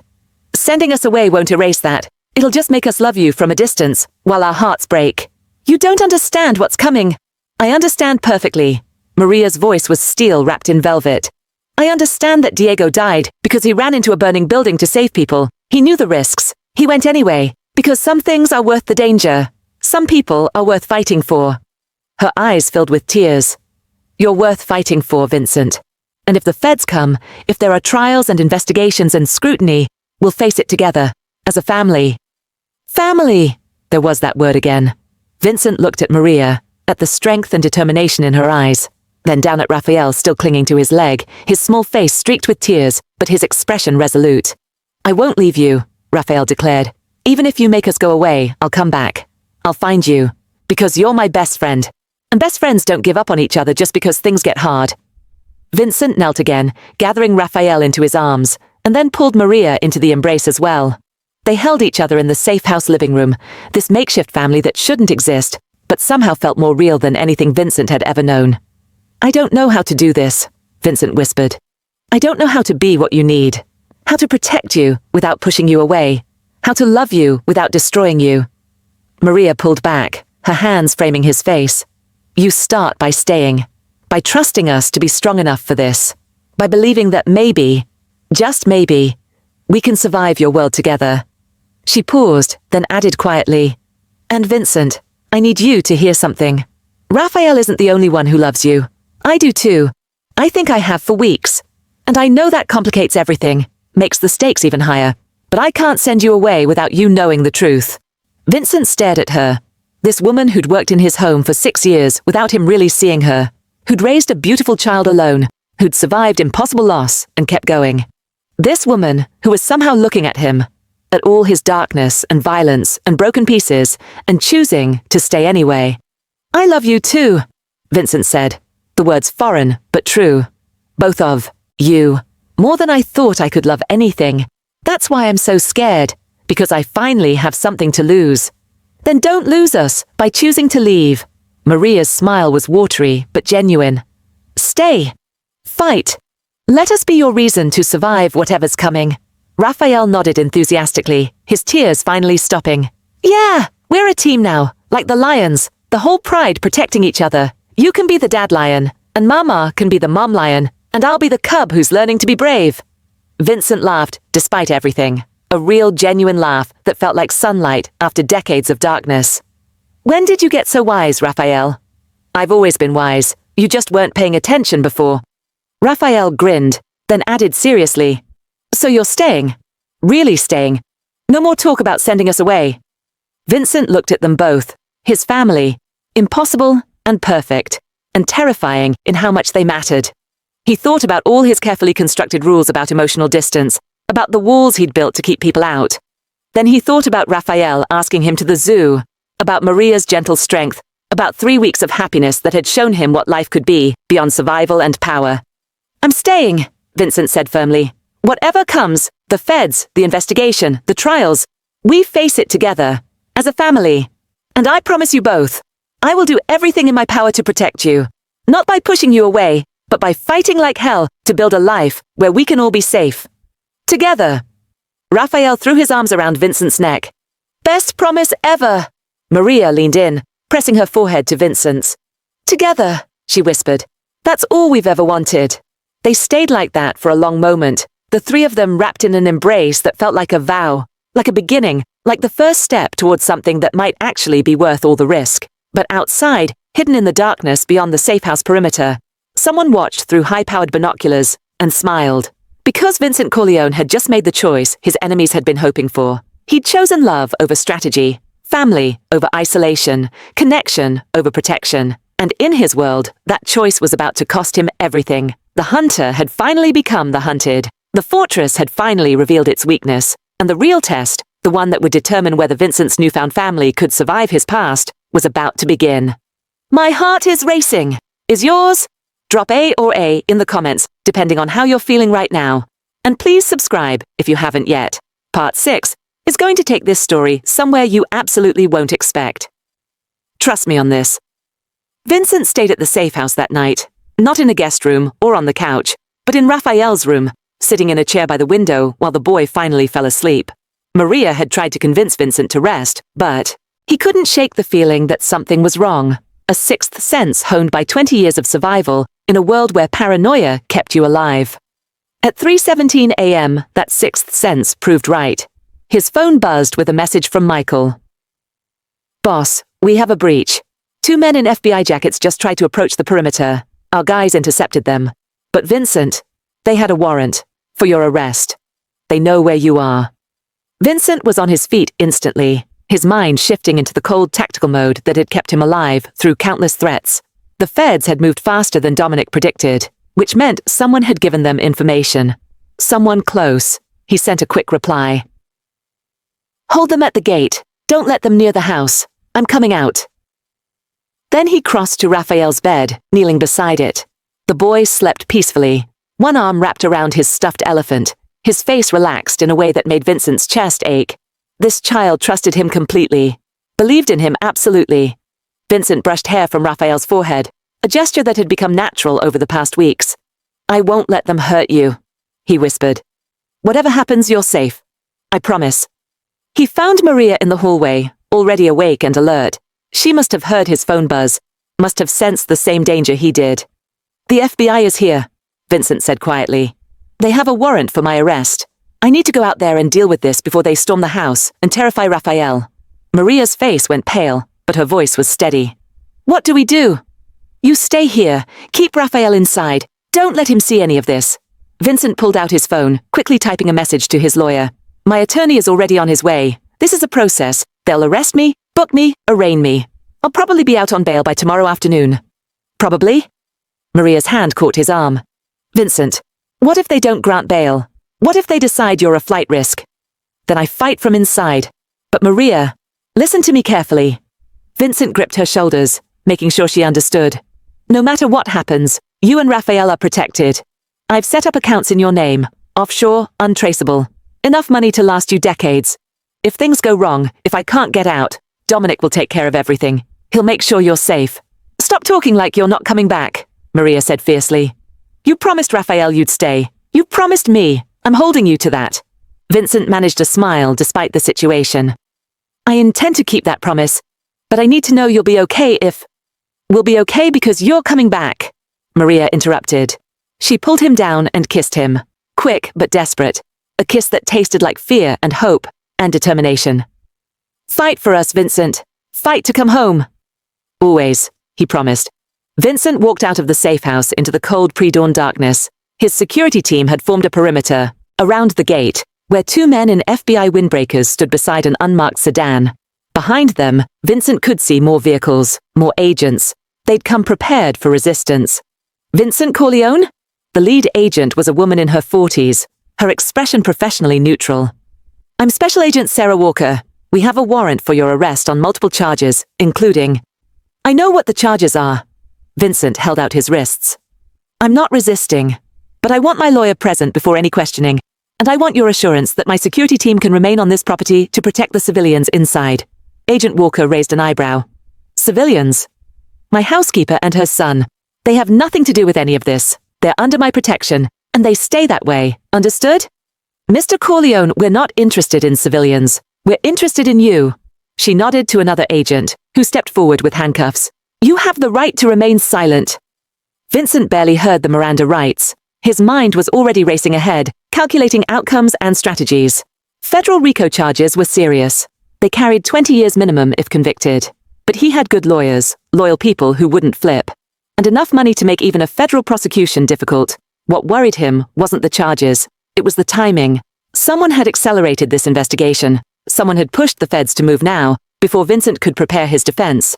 Someone wanted him isolated, vulnerable, separated from his protection and his family. As they led him to the sedan, Vincent looked back at the safe house. A light had turned on in an upstairs window. Raphael's room. The boy must have woken up, must have heard the commotion.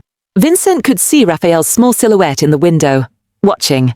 The last thing Vincent saw before they put him in the car was Raphael pressing his hand against the glass. A silent goodbye, a plea, a promise. Vincent pressed his own palm against the car window, mirroring the gesture. I'll come back, he mouthed. I promise. The federal holding facility in Manhattan was exactly as Vincent remembered from the one previous time he'd been arrested, 15 years ago. Cold, institutional, designed to break spirits and extract confessions. But Vincent Corleone wasn't someone who broke easily. His lawyer, Jonathan Fisher, one of the best criminal attorneys in New York, arrived within an hour. They met in a small interrogation room, aware that everything they said was likely being monitored despite attorney-client privilege. They're going hard on this, Jonathan said, spreading out paperwork. RICO, money laundering, conspiracy to commit murder, witness tampering. They have 3 cooperating witnesses, low-level guys from your organization who took deals. And Vincent, they have recordings, conversations about shipments, territorial disputes, financial transactions. How much of it is admissible? Enough to be a problem. The wiretaps were properly authorized. The witnesses are credible by criminal standards. They've provided information that's checked out. Jonathan leaned forward. But here's what's interesting. They pushed this arrest through fast. Faster than standard procedure. Someone high up wanted you in custody immediately. Why? That's what I'd like to know. Usually, with a case this complex, they'd spend months or years building it before moving. This feels rushed. Like they're worried you might flee or destroy evidence, or... Jonathan paused. Or, like someone outside the FBI is pressuring them to act. Vincent's mind clicked through possibilities. Who had the power to pressure federal prosecutors? Who wanted him in custody right now, at this exact moment? His phone call to Dominic confirmed his worst fears. Boss, we have a situation. Dominic's voice was tight with controlled panic. While you were being arrested, someone hit 3 of our warehouses, cleaned them out, product, money, weapons, professional operation, coordinated timing, and Vincent. They left a message, spray-painted on the wall of the main warehouse. What message? The king is caged, the pride is unprotected. It's signed with a symbol, a scorpion. Vincent's blood turned to ice. The scorpion was what they called Vittorio Mancini, head of the Mancini crime family. He'd been Vincent's primary rival for a decade, a man whose ambition was matched only by his ruthlessness. They'd maintained an uneasy peace through mutual recognition that war would cost both sides too much. But if Vincent was in custody, unable to protect his territory or his people, that peace meant nothing. He's making a move, Vincent said quietly, using my arrest as cover to take over my operation. And Dominic, the safe house, Raphael and Maria. There was a heavy pause. Already thought of that, boss. I've tripled security, but if Mancini knows about them... He does. He has to. Someone gave the feds information to accelerate my arrest. Someone who wanted me in custody at this exact moment. Mancini has people everywhere. Judges, prosecutors, even federal agents. He engineered this whole thing. Vincent's hand tightened on the phone. Get Maria and Raphael out of that safe house, now. Move them to the apartment in Queens, the one under the Russo name. Keep them there until I'm out. Vincent, the bail hearing isn't until tomorrow afternoon. That's 16 hours where they're exposed. Then make sure those 16 hours don't matter. No one gets near them, Dominic. No one. If Mancini tries to use them against me, if he so much as looks in their direction, I want him dead. War or no war. Consequences be damned. Am I clear? Crystal clear, boss? After the call ended, Vincent sat in the holding cell and forced himself to think strategically rather than emotionally. Mancini had outmaneuvered him, had waited until Vincent developed attachments, vulnerabilities, and then struck precisely when those attachments would cause maximum distraction. It was exactly what Vincent would have done. What he had done, countless times, to his own enemies. The irony was bitter. This is getting intense. Drop your theories in the comments. What do you think Mancini's real endgame is? And if you're not subscribed yet, now is the time. This story is about to explode in ways you won't believe. The bail hearing the next afternoon was a circus. The prosecution argued Vincent was a flight risk with unlimited resources and no ties to the community. His lawyer countered that Vincent had lived in the same city for 43 years, operated legitimate businesses, and had no passport or record of international travel. Neither side mentioned Maria and Raphael. Vincent had made sure of that. The judge, a stern woman in her 60s who'd presided over organized crime cases for decades, looked at Vincent with the weariness of someone who'd seen too many men like him. Bail is set at $5 million, cash only, she announced. Mr. Corleone will surrender his passport, submit to electronic monitoring, and maintain no contact with any known associates involved in criminal activity. Next appearance is in 30 days. Vincent's organization had the money transferred within an hour. By 4 p.m., he was free, with an ankle monitor and strict conditions, but free. His first call was to Dominic. Status? Maria and Raphael are secure in the Queen's apartment. No incidents during the transfer. But Vincent, we have a bigger problem. Mancini isn't just hitting warehouses. He's targeting your legitimate businesses, the restaurants, the construction companies, the real estate holdings. He's using the arrest to claim you're no longer capable of protecting your interests. Some of your own people are starting to waver. Let them waver. I need to see Maria and Raphael now. Boss, your bail conditions. I don't care about the conditions. I need to see them, to make sure they're safe with my own eyes. The Queen's apartment was in a nondescript building in Astoria, the kind of place no one would think to look for someone connected to Vincent Corleone. His security team had secured the entire floor, but Vincent still felt exposed as he climbed the stairs. Maria opened the door before he could knock, her face a mixture of relief and worry. You're out! Thank God you're out! Raphael appeared behind her, and his face transformed. Mr. Vincent! He launched himself forward, and Vincent caught him, holding him tight. I told you I'd come back, Vincent said, his voice rough with emotion. You were gone so long. I was scared. Raphael pulled back to look at Vincent's face. Are you in trouble? Real trouble. Vincent carried him inside, Maria closing and locking the door behind them. Yes, I'm in real trouble. The kind that might take a while to fix. But you will fix it, right? You'll make it, okay? Vincent set Raphael down on the couch, kneeling so they were eye level. He could lie. Should lie. Protect this child from the harsh reality of what was coming. But Raphael had asked for the truth, and Vincent owed him that much. I don't know, Vincent said honestly. The people after me, they're powerful. They're using the law against me, and they're trying to take everything I've built. I'm going to fight them with everything I have. But Raphael, I need you to understand something. Even if I can't fix this, even if things get really bad, you and your mum will be okay. I've made sure of that. I don't care about being okay without you, Raphael said, his eyes filling with tears. I want us all to be okay together. That's what families do. They stay together when things are hard. Maria sat beside her son, her hand finding Vincent's. What's really happening, Vincent? The truth. All of it.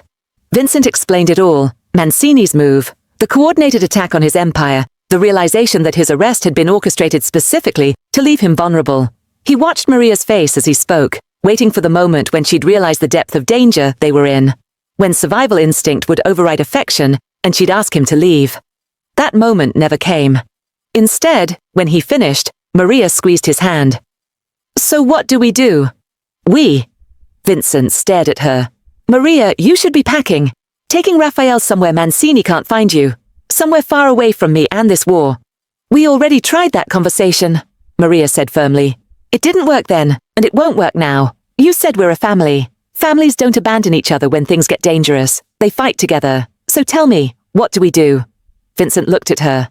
This woman who'd survived her husband's death and single parenthood and financial hardship without breaking. This woman who was somehow choosing to stand beside him, even as his world collapsed. I need to end this, Vincent said quietly. Before it gets worse. Before Mancini decides that the best way to hurt me is through you and Raphael. I need to... His phone buzzed. A video message from an unknown number. Vincent's blood ran cold as he opened it. The video showed the safe house in Connecticut, the one they'd just evacuated. Mancini's men were inside, trashing rooms, clearly looking for something. Or someone. The camera panned to the living room wall, where someone had spray-painted a message in red. "We know about the boy. We know about the woman. Give us your territory, or they become lessons. You have 48 hours. VM." Below the message was Raphael's crayon drawing, the one of their family, torn into pieces and scattered on the floor. Raphael saw it before Vincent could hide the phone. The boy's face crumpled. "My drawing. They destroyed my drawing." But Vincent barely heard him, because the final frame of the video showed something that made his heart stop. A photo, pinned to the wall. A photo that could only have come from one place. It was the picture from Raphael's school file, the one that showed not just Raphael, but his classroom, his teacher's name, visible on the board in the background. His friends gathered around him. Mancini knew where Raphael went to school. Maria saw it too. Her hand flew to her mouth. "Oh God! Vincent, his school is closed for the weekend. Raphael doesn't go back until Monday." Vincent was already dialing Michael. "But Monday is in 2 days, exactly when Mancini's deadline expires." The message was clear. "Surrender your empire, or watch us take the boy from school. In front of his friends, in front of his teacher, in front of everyone. Make the child's last memory of you that you couldn't protect him." Vincent looked at Raphael, this 7-year-old boy who'd asked him to the zoo, who'd called him friend, who'd taught him what it meant to be happy. This child who was now a target because Vincent had been stupid enough to care, selfish enough to stay when he should have left. Then he looked at Maria, at the fear in her eyes mixed with determination. At this woman who loved her son more than life itself, who would do anything to keep him safe. "I'm ending this tonight," Vincent said, his voice cold with lethal intent. "Mancini wants war. He's about to learn what happens when you threaten the only things I have left to lose. Vincent, you're wearing an ankle monitor. You're out on bail. If you violate the conditions..." Maria started. "Then I violate the conditions." Vincent was already planning, his mind shifting into the ruthless calculation that had built his empire. "I've spent 20 years playing by certain rules, being strategic, being careful. Mancini thinks he's exploited my weakness, that I care about you and Raphael. He's wrong. He's just given me a reason to stop holding back." "What are you going to do?" Raphael asked, his voice small. Vincent knelt in front of him, taking the boy's hands. "I'm going to protect you, the way lions protect their pride, the way elephants protect their families. And Raphael, I need you to be brave. Can you do that for me?" "I'm always brave when you're here," Raphael said, his trust absolute, despite everything. Vincent pulled him into a hug, holding him tight, memorizing the feel of this embrace, because there was a very real chance that by the time this night ended, Vincent would be dead, or back in custody permanently. But Raphael would be safe. Maria would be safe. And that was all that mattered. He stood, kissing Maria gently. "I love you, both of you, and I'm sorry I brought this danger into your lives." "Don't apologize for giving us a family," Maria whispered. "Just come back to us. Promise me you'll come back." Vincent wanted to promise, wanted to give her that certainty, that comfort, but he'd already broken too many promises in his life. He wouldn't add another one unless he knew he could keep it. "I'll do everything I can," he said instead. Then he walked out of the apartment, his phone already dialing the men who'd stood by him for 20 years, the men who understood that some things were worth dying for. Tonight, Vincent Corleone would teach Vittorio Mancini a lesson that would echo through the criminal underworld for generations. You could take a man's empire. You could take his freedom. You could take his money and his power and everything he'd built. But you never, ever threatened his family. Because when you took away everything else, when you stripped away all the rules and strategies and careful calculations, what remained was the most dangerous thing in the world. A man with nothing left to lose, except the people he loved. And Vincent was about to show Mancini exactly how dangerous that could be. I can barely breathe. Can you? Comment if you're ready for Vincent to unleash everything. And please, please subscribe if you haven't. Part 7 is going to be absolutely explosive, and I don't want you to miss a single moment of what happens next. Vincent stood on the roof of a warehouse in Red Hook, looking out over the Brooklyn waterfront. The city lights reflected off the East River like scattered diamonds, beautiful and cold. Behind him, 15 men waited, his most loyal soldiers, the ones who'd been with him through wars and betrayals, who understood that tonight wasn't about territory or money or power. Tonight was about family. Dominic approached, his expression grave. Everyone's in position. Mancini's at his restaurant in Little Italy, the one he uses as his headquarters, 12 men with him, maybe more inside. Vincent, this is suicide. Even if we get to him, you're violating bail. The feds will revoke it immediately. You'll go back to custody, and this time, there won't be any getting out. I know. Vincent checked his gun, a Beretta 92, the same model he'd carried for 20 years. But if I don't end this tonight, Mancini goes after Raphael on Monday, takes him from school, makes an example of a 7-year-old child to prove a point. I won't let that happen. There has to be another way. We could move them again, change identities, send them somewhere Mancini can't reach. There's nowhere he can't reach. You know that. He has connections everywhere. Cops, judges, federal agents. As long as he's alive, as long as he sees Raphael as leverage against me, that boy will never be safe. Vincent turned to face his consigliere. This ends tonight, one way or another. You're willing to throw away everything? Your freedom, your empire, possibly your life? For them. Vincent's smile was sad, but certain. Without hesitation. They're the only real things I have, Dominic. Everything else, the money, the power, the territory, it's just empty noise. But Raphael and Maria, they made me remember what it means to be human, to feel something beyond survival. I'm not losing that. Not to Mancini. Not to anyone. Dominic stared at him for a long moment, then nodded slowly. Then we do this right. We hit him hard. We hit him fast. And we make sure every family in the city knows why. So no one ever thinks about using civilians, especially children, as weapons again. Vincent clasped his shoulder. Thank you, old friend. Don't thank me yet. Thank me when we all survive this. They moved at midnight. 3 teams, 3 approaches, coordinated down to the second. Vincent's team went through the front, bold, direct, impossible to miss. The message needed to be clear. Vincent Corleone was coming for Mancini personally, and nothing would stop him. The restaurant, Bella Notte, was a legitimate establishment during the day, serving tourists and locals expensive pasta. At night, it became Mancini's fortress, where deals were made and problems were solved with violence. Vincent walked through the front door like he owned the place. Mancini's guards reacted immediately, reaching for weapons, but Vincent's men were faster. Gunshots echoed through the dining room, controlled, precise, aimed to disable rather than kill. This wasn't about massacring everyone in Mancini's organization. It was about reaching the man himself. Vincent moved through the chaos with deadly calm, his gun trained forward, his mind clear. He'd done this 1,000 times before. The calculated violence, the tactical assault, the cold execution of threats. But this time felt different. This time, he wasn't fighting for power or territory or revenge. He was fighting for the right to read bedtime stories to a 7-year-old boy, for the chance to have dinner with a woman who looked at him like he was more than his worst deeds, for a future that included crayon drawings and zoo trips, and the simple perfect joy of being someone's best friend. He was fighting for love, and that made him unstoppable. Mancini's office was on the 2nd floor, behind a reinforced door that Vincent's demolition expert took out with a shaped charge. The explosion was controlled but devastating, blowing the door inward and filling the room with smoke and debris. Vincent walked through the smoke like a spectre, his gun raised. Vittorio Mancini sat behind an ornate desk, flanked by 2 bodyguards who immediately raised their weapons. Mancini himself, a man in his 50s with silver hair and expensive taste, looked almost amused. "Vincent Corleone?" he said smoothly. "I expected you'd come, though I thought you'd be smarter about the timing. You're violating bail, you know. The feds will have you back in custody within the hour." "I don't care." Vincent's gun never wavered. "You threatened a child. My child. That was your last mistake." "Your child?" Mancini laughed. "He's your housekeeper's son, a 7-year-old nobody who means nothing in our world. The fact that you're here, throwing away your freedom for him, proves how soft you've become. How weak. Tell your men to lower their weapons," Vincent said quietly. "Or what? You'll shoot me?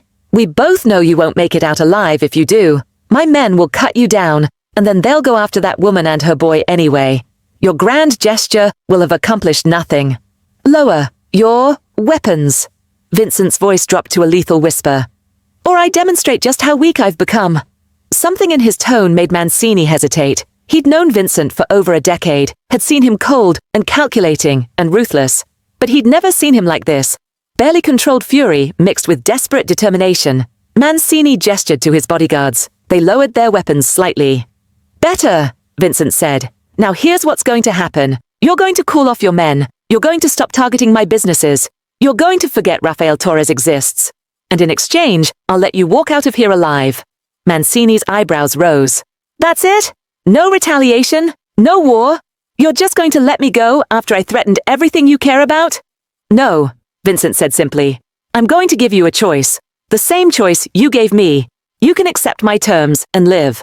Or you can refuse. And I'll make sure every family in New York knows you hide behind children. That you target innocents because you can't compete with me directly. That Vittorio Mancini, the great scorpion, only stings when his enemies are distracted protecting 7-year-olds. The words hit their mark. Vincent saw it in Mancini's expression. The calculation, the recognition that his reputation would be destroyed if this got out. In their world, there were rules, lines you didn't cross. Using children as leverage wasn't just distasteful, it was the mark of someone who couldn't win through strength. You think the other families will care? Mancini tried to sound confident, but doubt had crept into his voice. I know they will, because I've already told them.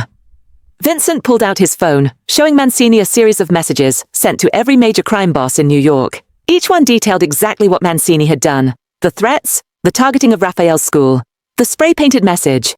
Each one had been read, and each one had been responded to with variations of the same message. This is unacceptable. Handle it, or we will. Mancini's face went pale. You turned everyone against me. I showed them who you really are, a coward who threatens children because he can't beat me legitimately. Vincent stepped closer. So here's your choice, Vittorio. Walk away now, with your reputation damaged, but your life intact. Or refuse, and discover what happens when you take away the last things stopping me from burning your entire organization to the ground. I have nothing left to lose except them, and that makes me the most dangerous man you've ever faced. The silence stretched between them, thick with tension. Vincent could see Mancini calculating odds, weighing options, trying to find an angle that didn't end in destruction. There wasn't one. Vincent had already ensured that. Fine, Mancini said finally, his voice tight with suppressed rage. I'll leave your housekeeper and her brat alone. But Vincent, this isn't over. You've made an enemy tonight that you'll regret. I've had you as an enemy for a decade, Vincent replied. The only difference is now, you know the line you can't cross. Touch them. Threaten them. Even look at them wrong. And I won't play by the rules anymore.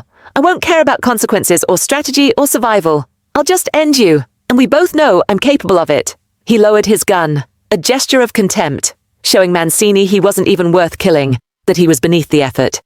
Vincent turned and walked out of the office, his men falling in behind him. As they descended the stairs, Dominic leaned close. That was either the bravest or stupidest thing you've ever done. Probably both, Vincent admitted. But it's done. Mancini will honor the deal because he has to. His reputation won't survive if he doesn't. They emerged from the restaurant into the cold night air. Police sirens wailed in the distance, growing closer. Someone had called in the gunfight. Boss, we need to move, Michael urged, but Vincent shook his head. No, I'm done running. A black SUV pulled up. Federal agents. They'd been monitoring Vincent's ankle monitor, waiting to see if he'd violate bail conditions. And he had, spectacularly. Special Agent Walker emerged, her expression somewhere between exasperation and respect. Vincent Corleone, you're under arrest for violation of bail conditions. You have the right to— I know my rights, Vincent interrupted. He held out his wrists for the handcuffs.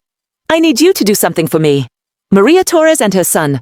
They're in protective custody at an apartment in Queens. I need you to keep them safe. Please.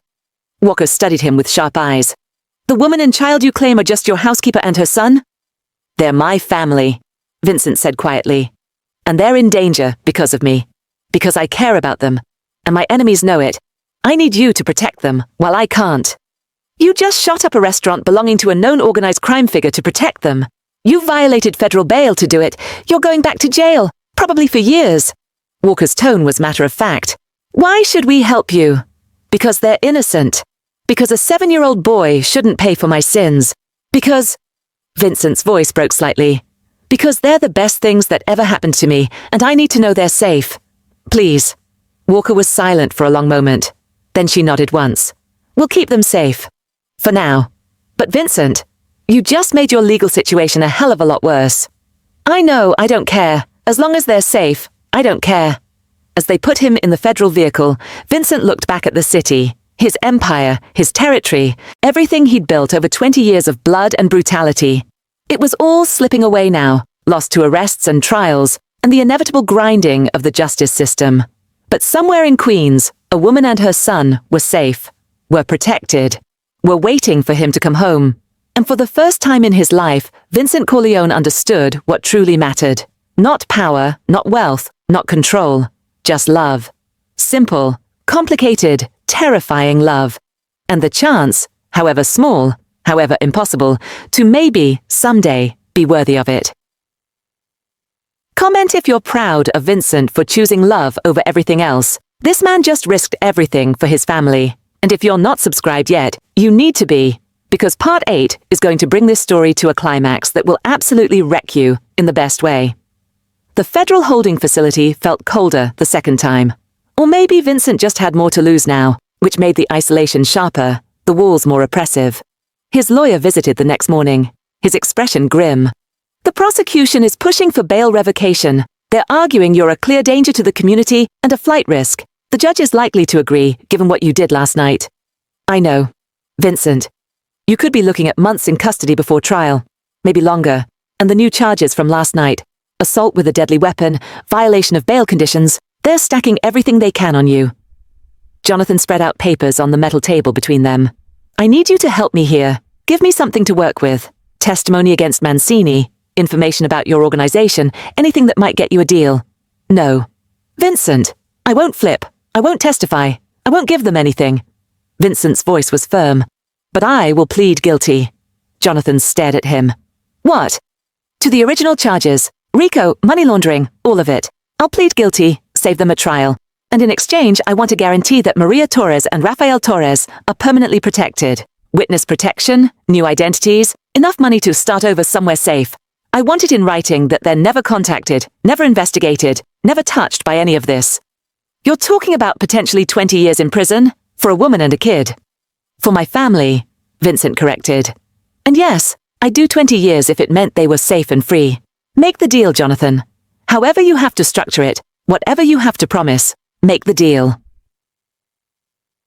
If your heart is breaking right now, drop a in the comments. And tell me, do you think Vincent is making the right choice? Let's discuss. That afternoon, Maria and Rafael came to visit. The federal facility had a visiting room that tried to be welcoming. Plastic chairs, faded carpet, vending machines. But it still felt like exactly what it was, a place where people said goodbye. Rafael ran to Vincent the moment the IEC'd. Guard allowed it, throwing his arms around him with desperate strength. Mr. Vincent! They said you got arrested again. Are you okay? Did anyone hurt you? Vincent held him close, breathing in the strawberry shampoo scent that had become synonymous with home. I'm okay, Rafael. Nobody hurt me.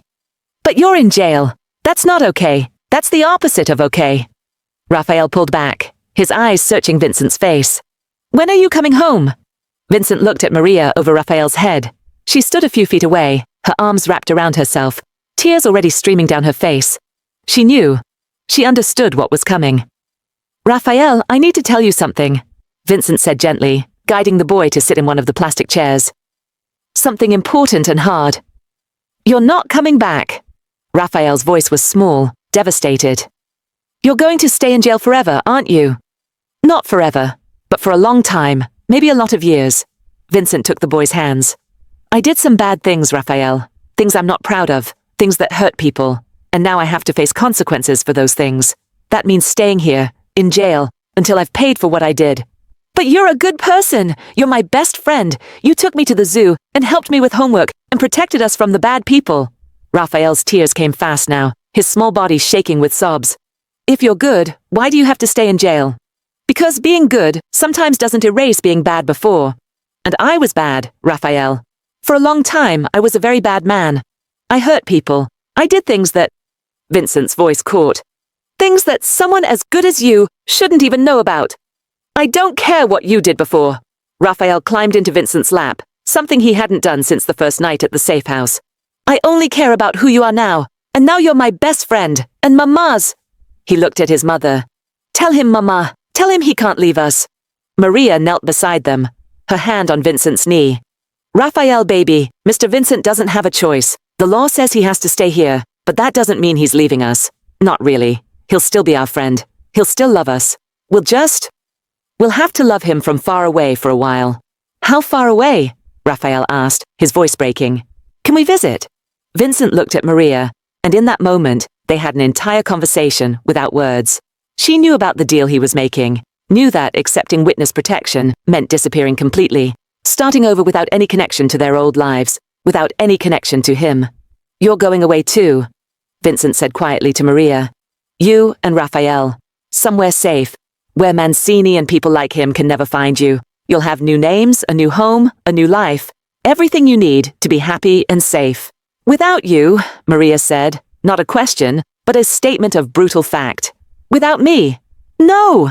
Raphael struggled in Vincent's arms. "I don't want a new life. I want this life. I want us together. I want—" His sobs made the words incomprehensible. Vincent held him, this child who'd changed everything, who'd shown him what love felt like after 20 years of cold isolation. He pressed a kiss to the top of Raphael's head, breathing in his scent, memorizing the feeling of this small body in his arms. "Listen to me, Rafael Torres," Vincent said, his voice rough with emotion. "You are the bravest, smartest, kindest person I've ever met. You saw something good in me when nobody else could. You asked a scary man to go to the zoo, and you changed his entire life. You gave me something I thought I'd lost forever. You gave me hope, and happiness, and love." "Then don't leave," Raphael pleaded. "If you love us, don't leave." "I'm leaving because I love you, because staying, keeping you connected to me and my world, would destroy you eventually. But Raphael, I need you to understand something very important." Vincent tilted the boy's face up so their eyes met. "I will never, ever stop loving you. Even when you're far away with a new name in a new place, even when years pass and you grow up and maybe forget exactly what I looked like, I will still love you, always. Do you understand?" Raphael nodded, unable to speak through his tears. Maria's hand touched Vincent's face, her thumb wiping away the tears he hadn't realized he was crying. "We'll never forget you. I promise you that. Whatever name we have, wherever we go, we'll carry you with us. In our hearts, in our memories, in everything we do." "I know." Vincent pulled her closer until the three of them were wrapped together in one desperate embrace. "Maria, I need you to do something for me. Something hard. Anything. Help him remember the good parts. The zoo, the homework help, the dinners together. Help him remember that for a little while he had a friend who loved him more than anything in the world." Vincent's voice broke. "And maybe, if you can, help him understand that sometimes people do bad things, but can still want to be better. That it's never too late for redemption, even if you have to pay for your mistakes." "I'll tell him every day," Maria promised. "I'll make sure he knows that Vincent Corleone was the man who saved us, who protected us, who loved us enough to let us go." The guard appeared at the door. "Time's up!" Those two words felt like a death sentence. Raphael clung tighter. "Please, Mr. Vincent, please don't make us go. I'll be better. I'll be quieter. "You're already perfect," Vincent interrupted. "This isn't about you. It's about keeping you safe from my mistakes. And Raphael, when you're older, when you understand more about the world, I hope you'll remember that I tried. That at the end I tried to do the right thing, even if it broke my heart." "It's breaking my heart too," Raphael sobbed. "I know, buddy. I know. And I'm so sorry." Maria stood, gently pulling, Raphael with her. The boy reached back for Vincent with desperate hands, and Vincent memorized every detail. The shape of his fingers, the sound of his voice calling, "Mr. Vincent!" The way his dark hair fell across his forehead. At the door, Maria turned back one last time. "Thank you," she said simply. "For everything. For seeing us. For loving us. For being exactly who we needed when we needed it most. Take care of him," Vincent managed. "Give him the life he deserves. Happy. Safe. Full of zoo trips and homework help, and all the normal beautiful things I could never provide." "We'll survive," Maria said, her voice strong despite the tears. "Because you taught us how. You taught us that love is worth fighting for, worth sacrificing for, worth everything. We won't forget that lesson." They walked out of the visiting room, Raphael's sobs echoing down the hallway until a door closed and cut off the sound. Vincent sat alone in that plastic chair, in that room designed for temporary goodbyes, and felt his heart shatter into pieces no amount of power or money could ever repair. He'd had everything, an empire, wealth, control, fear-induced respect from everyone who knew his name, and he'd traded it all for 3 weeks with a woman and a boy who taught him what it meant to be human again. It was the best trade he'd ever made, even if it destroyed him. "I'm literally crying, writing this. If you are too, let me know in the comments. And please, if you haven't subscribed yet, do it now. Part 8 is going to show you how this impossible situation resolves, and I promise you, there's still hope. There's still light at the end of this tunnel. You just have to trust me for one more part. 6 months later. Vincent Corleone sat in a federal prison in upstate New York, wearing an orange jumpsuit that stripped away every marker of the power he'd once wielded. No expensive suits, no armed guards, no empire at his fingertips. Just prisoner number 47823, serving 15 years of a 20-year sentence he'd accepted as part of his plea deal. 15 years in exchange for Maria and Raphael's complete immunity and protection. 15 years for the promise that they'd disappeared into witness protection with new identities, new lives, new futures that had nothing to do with mafia bosses or federal investigations or the violent world Vincent had inhabited. It was worth it. Every day, every hour, every moment in this cell, it was worth it to know they were safe. But knowing they were safe didn't make the loneliness any easier. Vincent had learned to survive in prison the way he'd survived everything else, through discipline, routine, and the carefully maintained reputation that even behind bars, he was someone you didn't cross. Other inmates gave him space. Guards treated him with wary respect. He'd carved out a small territory of safety in this concrete jungle. But at night, in the darkness of his cell, all the discipline and reputation in the world couldn't protect him from the memories. Raphael's laugh, Maria's smile, the feeling of being part of something bigger than himself. The ghost of happiness haunted him more effectively than any enemy ever could. He'd been allowed no contact with them. That was part of the deal. No letters, no calls, no way to know where they were or how they were doing. The federal marshals had erased them so completely that even Vincent's considerable resources couldn't find a trace. They were safe, anonymous, free, and Vincent was exactly where he belonged, paying for 20 years of sins, one day at a time. He'd made peace with it, or thought he had, until the morning a guard appeared at his cell with an unexpected message. "Corleone, you have a visitor. Legal consultation room. Let's go." Vincent's lawyer visited monthly, so the timing was wrong. Dominic wasn't allowed visits, too close to the organization, too much risk of coordinating criminal activity. Most of his other associates had either been arrested in the sweeping indictments that followed his plea deal, or had wisely distanced themselves from him.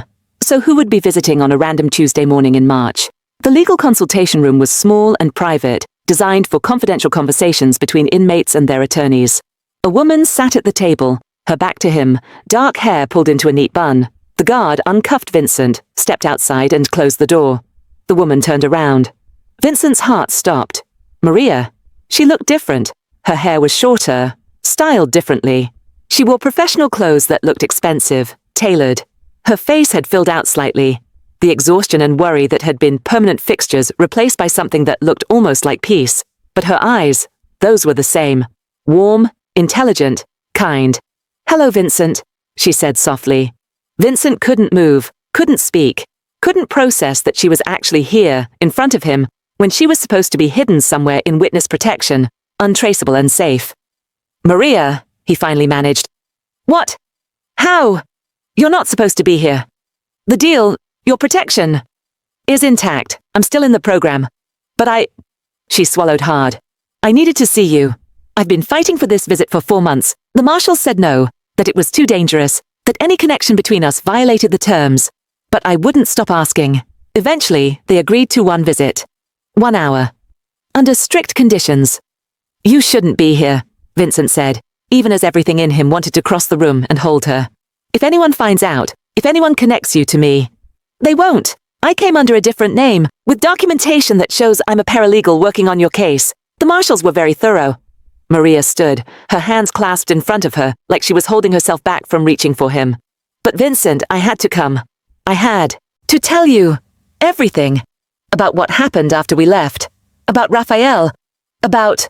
Her voice caught. "About us."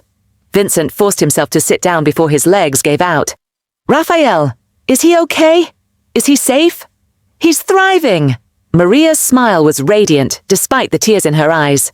"He's in 3rd grade now, gets straight A's, plays soccer, has a best friend named Tommy, who reminds me of him. Constantly asking questions, endlessly curious. He's happy, Vincent. Really, truly happy." The relief was overwhelming. Does he remember? "Every day."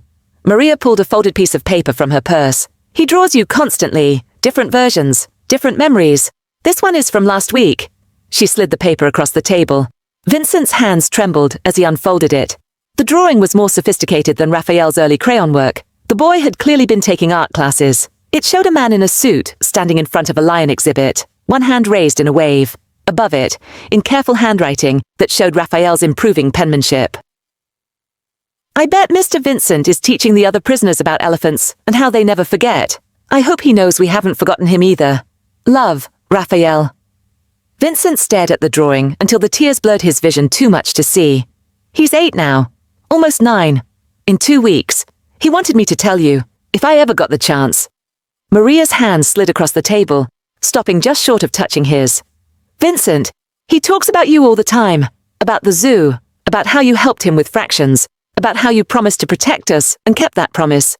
He understands now, as much as an 8-year-old can, that you're in prison because you did bad things before you met us. But he also understands that you chose to pay for those things so we could be safe. He shouldn't have to think about things like that, Vincent said roughly. He should just be a kid, worrying about homework and soccer games, not about... He does worry about those things, but he also thinks about you, because you were important to us. You are important to us. Maria's voice strengthened. And that's why I'm here. Not just to tell you about Raphael, but to tell you about something else. Something I've been doing for the last 6 months. Vincent looked up at her, confused. Maria pulled out a folder, spreading documents across the table. After we entered witness protection, after we settled in our new location, and I got Raphael enrolled in school, I started thinking about your case. About the way it was prosecuted, the evidence they used, the witnesses who testified against you. And Vincent, I found something. Maria, you can't get involved in... Too late. I already am. Her expression was fierce, determined. I went back to school, online courses, criminal justice and law. I got access to public records of your case. And I found inconsistencies, recordings that were edited, witness, testimonies that contradicted physical evidence, financial records that don't match up with the prosecution's timeline. Vincent stared at her. What are you saying? I'm saying that while you absolutely committed crimes, I'm not denying that, the prosecution built their case with some evidence that may have been tampered with. Specifically, I think someone within the FBI or the prosecutor's office manipulated certain pieces of evidence to ensure you'd be convicted. And I think I know who did it. She pulled out a photo, a federal agent Vincent recognized. Special Agent Robert Paulson. He was part of the task force investigating you, but he wasn't the lead. He worked mostly behind the scenes. Evidence collection, witness coordination. I started digging into his background, and Vincent, he has connections to the Mancini family. His uncle worked for them 20 years ago, before Vittorio took over. Paulson had a personal vendetta against you for reasons that had nothing to do with justice. Vincent's mind raced. He tampered with evidence to guarantee a conviction. I think so. And if I can prove it, your conviction could be overturned. Or at least reduced significantly. Maria leaned forward, her eyes blazing with hope and determination. I've been working with a legal advocacy group that handles cases of prosecutorial misconduct. They've agreed to look at your case. It's not a guarantee, Vincent, but it's a chance. A real chance to get you out of here years earlier than your sentence. Vincent couldn't speak. This woman, who should have been building a new life, forgetting about him, moving on, had instead spent 6 months investigating his case, going back to school, fighting for him when he'd resigned himself to 15 years in prison. Why? He finally asked. Maria, you're safe now. Raphael is safe. You have new lives, new identities. Why risk any of that by getting involved in this? Maria's hand finally crossed that last inch, covering his. Her touch was warm, alive, real. Because you sacrificed everything for us. Your freedom, your empire, any chance at the life you'd built. You did that without hesitation because you loved us. And Vincent, we love you too. Raphael talks about you every day. He writes you letters he can't send, draws pictures he hopes you'll somehow see. And her voice broke. I miss you. Every day. I miss your laugh, your rare smiles. The way you looked at Raphael like he was the most precious thing in the world. The way you looked at me like I mattered. You do matter. You and Raphael. You're the only things that have ever really mattered. Then let me fight for you, Maria pleaded. Let me do for you what you did for us. Let me try to bring you home. Home. The word hung between them, full of impossible promise. Even if this works, even if my sentence is reduced, I'm still a convicted felon. I'm still the man who ran a criminal empire for 20 years. I can't give you the life you deserve. Maria. I can't give Raphael. You can give us exactly what we want. You. Just you, Vincent. Not your money, or your power, or any of that. Just the man who took a lonely boy to the zoo and changed both of their lives forever. Vincent looked at their joined hands, at this woman who'd fought through bureaucracy and legal systems to get 1 hour with him, who was now fighting to free him when he'd accepted his fate. How long will this take? The investigation, the legal process. Maybe a year, maybe 2. But Vincent, even if it takes 5 years, even if it only shaves a few years off your sentence, isn't it worth trying? Don't you want to be there for Raphael's high school graduation? His first job? His wedding someday? Don't you want... Maria's voice caught. Don't you want a chance to see if we could be a real family? Not stolen moments and desperate goodbyes, but actual, everyday life together? Vincent thought about Raphael at 18, then 25, then 30, thought about all the moments he'd miss if he served his full sentence, thought about growing old in this cell, watching his life slip away one day at a time. Then he thought about the alternative, fighting for something he'd believed was lost, hoping for a future he'd thought was impossible. Choosing to believe that maybe, just maybe, redemption wasn't just about paying for your sins, it was about becoming someone worthy of the second chances you'd been given. Yes, Vincent said quietly. God help me. Yes, I want that. All of it. Even if it's a long shot, even if it takes years. I want to try. Maria's smile was like sunlight breaking through storm clouds. Then I'll keep fighting. I'll dig deeper into Paulson's background. I'll work with the advocacy group. I'll do whatever it takes. And Vincent, I need you to do something too. Anything. I need you to hold on. To hope. To believe that this story doesn't end with you in a cell, serving a sentence you accepted to save us. I need you to believe that, maybe, just maybe, the man who learned to love again deserves a happy ending too. Vincent squeezed her hand. I'll try. For you and Raphael, I'll try. They talked for the rest of the hour, about Raphael's school, about Maria's classes, about the small apartment they lived in under new names. She told him about Raphael's soccer games, his science fair project on elephants, of course, his stubborn insistence on learning Italian so he could talk to Mr. Vincent in his family's language someday. She showed him more drawings, photos she'd taken of their new life, carefully cropped to hide identifying details, but still giving Vincent glimpses of the happiness he'd helped create. Raphael at a soccer game, kicking the winning goal.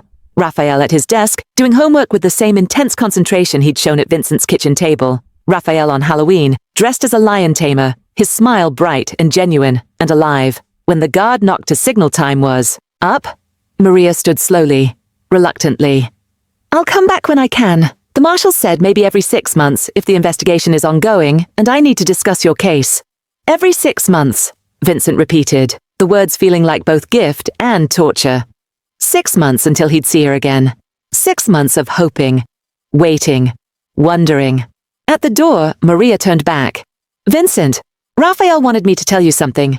He made me promise I'd say it exactly right. What? He said, tell Mr. Vincent that elephants never forget the people they love, and neither do we.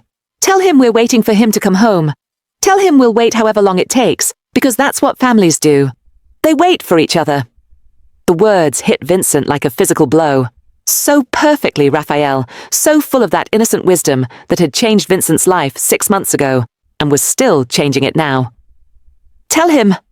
Vincent's voice broke. He cleared his throat and tried again. Tell him Mr. Vincent remembers too.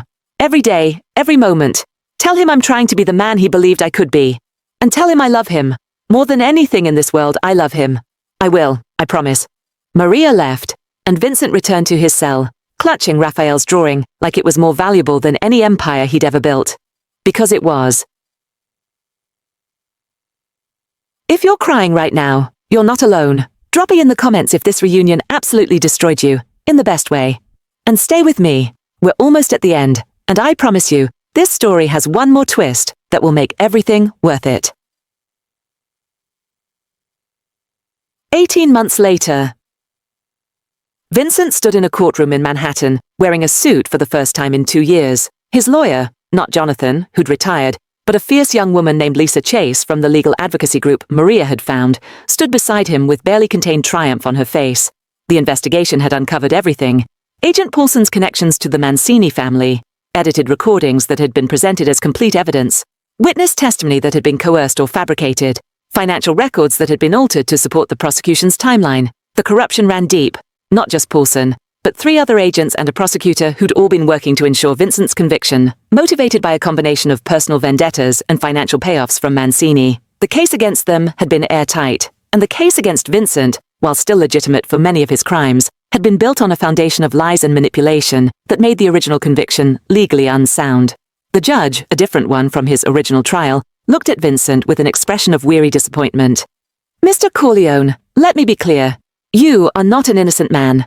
The evidence shows that you ran a criminal enterprise for 2 decades. You engaged in racketeering, money laundering, and conspiracy to commit various crimes. Under normal circumstances, your guilty plea and sentence would have been entirely appropriate." Vincent nodded. He'd never claimed innocence, never tried to pretend he hadn't earned punishment. "However," the judge continued, "the misconduct by law enforcement and prosecutorial staff in building the case against you was so egregious that this court cannot allow the conviction to stand.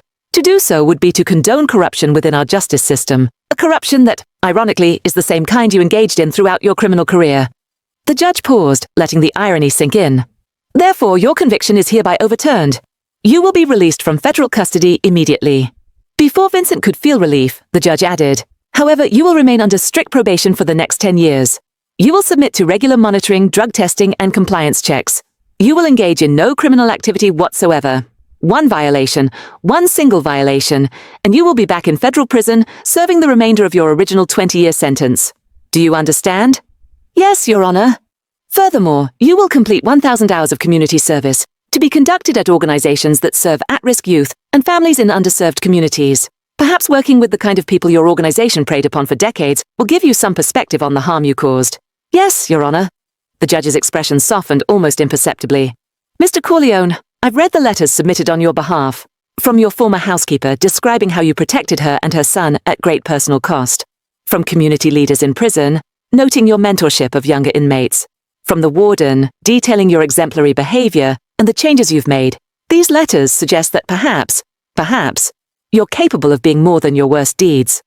Vincent swallowed hard, thinking of Maria writing those letters, fighting for him, refusing to give up. "Don't waste this second chance," the judge said firmly. "Don't make me regret this decision. You're free, Mr. Corleone. Use that freedom wisely." The gavel came down, and just like that, after 2 years in prison, Vincent was free. Not free in the way he'd been before. He'd never have that kind of power or control again, and truthfully, he didn't want it, but free to walk out of the courtroom, to breathe air that wasn't filtered through prison ventilation, to start building the life he'd thought was lost forever. Lisa handed him a phone. His old one had been seized as evidence. "You have one message. It came through this morning." Vincent opened the message. It was from Maria, sent from a secure number the marshals had approved for limited contact.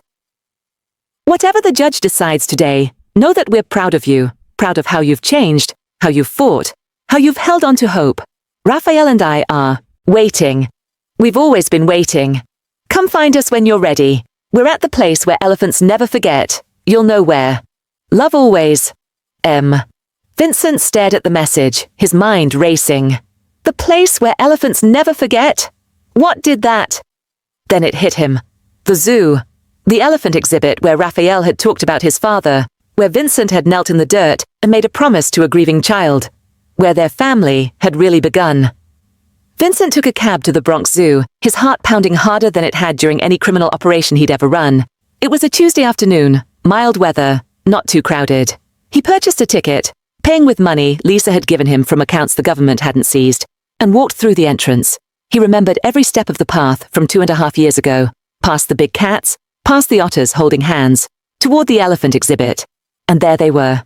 Maria stood by the railing, wearing a simple blue dress that made her look impossibly beautiful. Beside her, taller now, was Raphael, 9 years old, almost 10, wearing a school uniform and carrying a backpack covered in animal stickers. They hadn't seen him yet. Vincent stopped, drinking in the sight of them, unable to believe this was real. Raphael was talking animatedly, pointing at the elephants, his voice carrying across the space. "And elephants have amazing memories, and they never forget the people they love, which is why I knew we should wait here, because Mr. Vincent would remember. He would know." "Raphael," Maria said softly, her hand on her son's shoulder. "Look." The boy turned, following her gaze, and his eyes widened.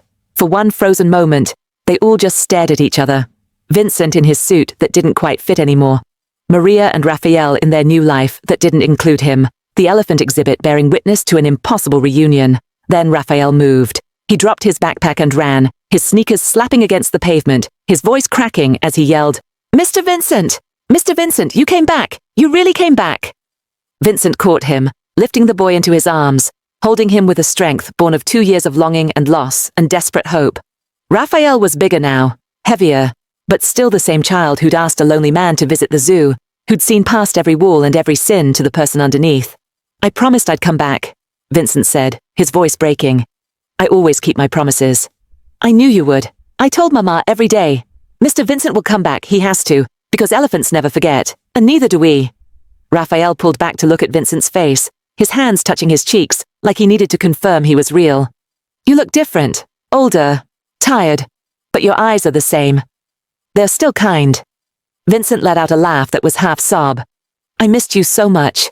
Every single day, I missed you. I missed you too. I wrote you letters.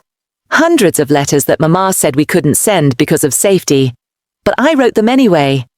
I drew you pictures.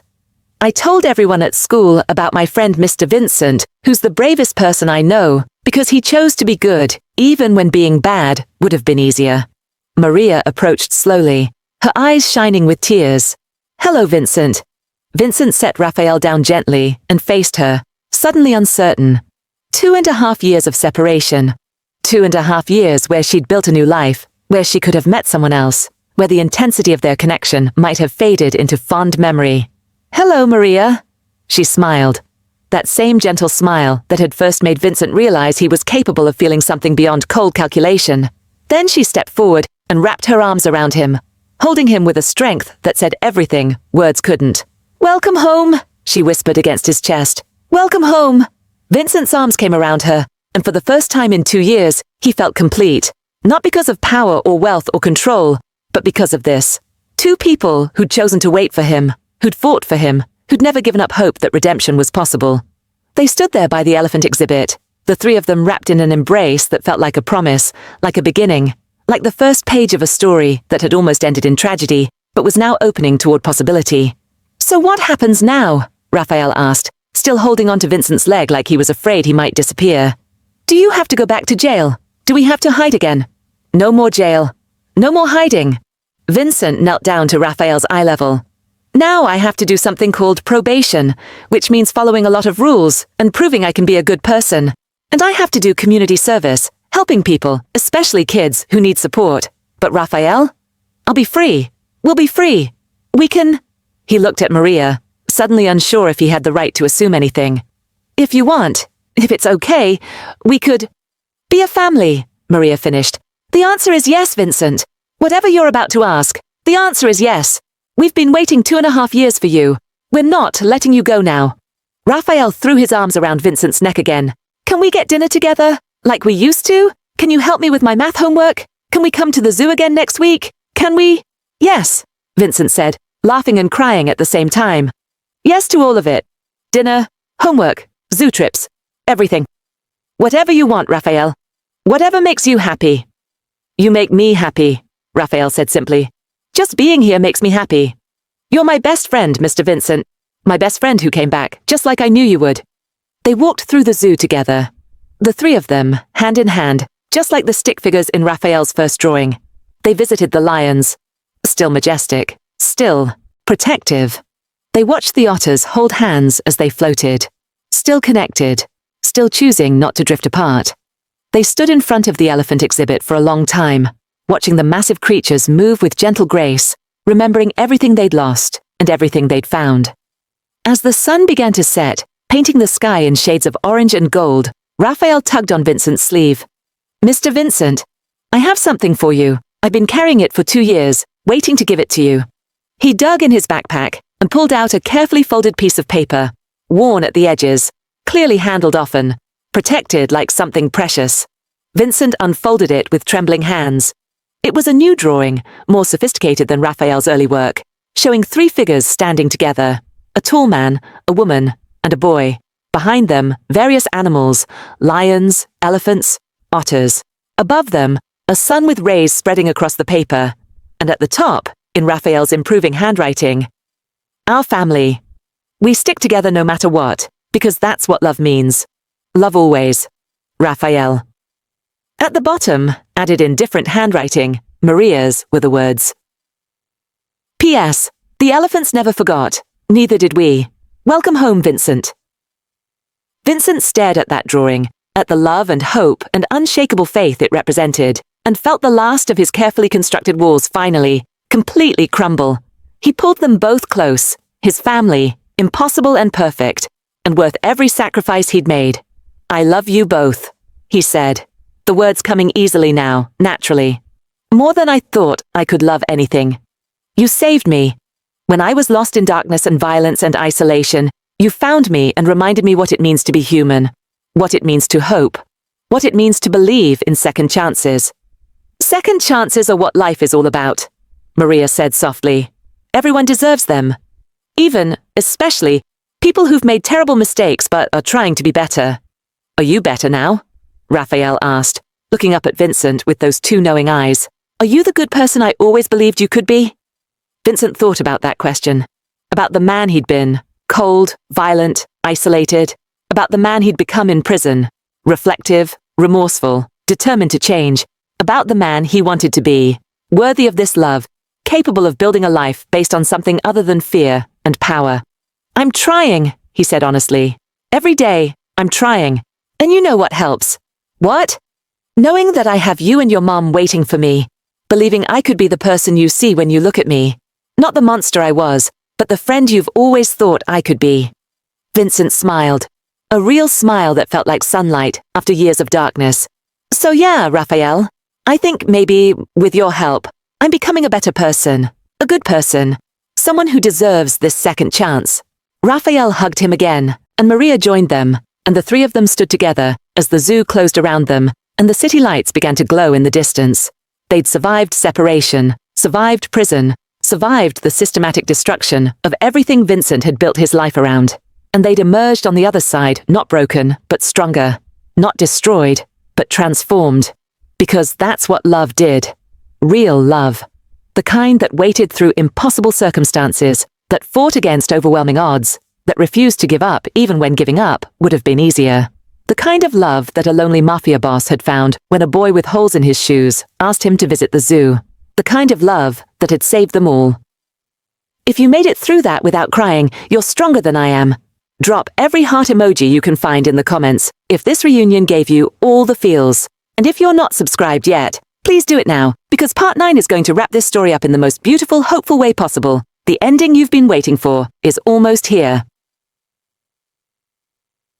5 years later. The community center in the Bronx was nothing like the mansions and penthouses Vincent Corleone had once occupied. The walls needed paint, the floors were scuffed linoleum, and the furniture had been donated from a dozen different sources, creating a mismatched aesthetic that somehow felt perfect. It was also the place Vincent had come to love more than any property he'd ever owned. Mr. C, can you help me with this math problem? I don't understand fractions again." A 12-year-old girl named Destiny waved her homework frantically from across the room. Vincent looked up from where he'd been helping two brothers with their reading comprehension and smiled. "Give me 2 minutes, Destiny. Use the pizza slice method I showed you last week." "But I forgot how." "Then maybe try remembering instead of giving up the moment something's hard," Vincent called back, his tone firm but kind. "You're smarter than you think. Prove it to yourself." Destiny scowled, but bent back over her homework, and Vincent saw her start sketching pizza slices in the margin of her paper. She'd figure it out. She always did. This was Vincent's life now. 5 days a week, he came to the Bronx Community Youth Center, where he worked as a volunteer coordinator and mentor. His original 1,000 hours of court-ordered community service had been completed 3 years ago, but he'd never stopped coming. The work paid nothing. He survived on what remained of his legitimate business investments after the government seizures, but it gave him something money never could. Purpose. These kids came from the same neighborhoods his organization had once controlled, had once extracted wealth from, had once damaged through drugs and violence and corruption. They were the children of people his empire had hurt, directly or indirectly. And now, every day, Vincent tried to give back a fraction of what he'd taken. He helped with homework, taught life skills, listened to problems that ranged from failing grades to family violence, to the constant pressure of gangs recruiting in their schools. He'd leveraged his old connections, the legitimate ones, to create scholarship opportunities, job training programs, and safe spaces for kids who had nowhere else to go. It wasn't redemption. Vincent had learned that redemption wasn't a destination you reached, but a journey you walked every single day, trying to be better than you were yesterday. But it was meaningful. And for a man who'd spent 20 years accumulating meaningless power, meaningful work felt like grace. The door to the center opened and Raphael walked in, now 14 years old, and tall enough that he'd recently surpassed Maria's height. He wore his high school uniform. They'd moved back to New York 3 years ago, once Vincent's probation officer and the federal marshals agreed it was safe, and carried a backpack overflowing with textbooks. "Hey, Vincent!" Raphael called, using his first name now instead of Mr. Vincent, a change that had happened naturally as he'd grown older. "Mom's running late at work, so I'm going to start my homework here. That okay?" "Always okay. Grab a spot at the big table. And Raphael, can you help Tommy with his science project when you're done with your own work? He's struggling with the solar system model." "Sure thing." Raphael dropped his backpack and immediately went over to greet the younger kids, high-fiving them, asking about their days. He'd become a fixture at the center, a role model for the younger children, proof that kids from difficult circumstances could thrive with the right support. He was everything Vincent had hoped he'd become. Smart, kind, confident, grounded. He played varsity soccer, maintained a 4.0 GPA, volunteered at the animal shelter on weekends, still obsessed with animals, especially elephants, and had recently started talking about studying veterinary medicine in college. He'd grown into his father's legacy of helping others, while somehow incorporating the lessons Vincent had taught him about strength, resilience, and the importance of protecting the people you loved. He was, in every way that mattered, the best of both men. An hour later, as the after-school session wound down, and parents began arriving to collect their children, Maria appeared in the doorway. She wore scrubs. She'd gone back to nursing school, and now worked at a pediatric clinic 3 days a week, and looked tired, but happy. Her eyes found Vincent's across the room, and she smiled. That smile still had the power to make Vincent's heart skip, even after 5 years together. 5 years of learning how to be a real family. 5 years of navigating the challenges of blending their lives. Vincent adjusting to domesticity and normal relationships. Maria learning to trust completely again after so much loss. Raphael processing his complicated feelings about loving both his late father and the man who'd become a father figure. It hadn't always been easy. There'd been arguments, misunderstandings, moments when Vincent's past threatened to overshadow their present. Therapy had helped, both individual and family sessions that had taught them how to communicate, how to heal, how to build something healthy from foundations that had started in chaos. But they'd done it. Day by day, choice by choice, they'd built a life. A real life. The kind Vincent had thought was impossible for someone like him. "Ready to go home?" Maria asked, as Vincent finished locking up the center. Home. The word still filled Vincent with quiet wonder. Home was a modest apartment in Queens, nothing like the mansion he'd once owned, but infinitely more valuable because it held the people he loved. Home was family dinners around a small table, homework help at the kitchen counter, movie nights on a couch that had seen better days. Home was Raphael's laughter, Maria's gentle presence, the photographs on the walls documenting 5 years of memories. Home was everything. "Actually," Vincent said, taking Maria's hand, "I thought we could make a stop first. There's something I want to show you both." Drop a comment if you can feel where this is heading. And if you've been with this story from the beginning, thank you. Truly, you're about to see how every single moment led to this final perfect piece. Stay with me just a little longer. They drove to the Bronx Zoo as the sun began its descent toward the horizon.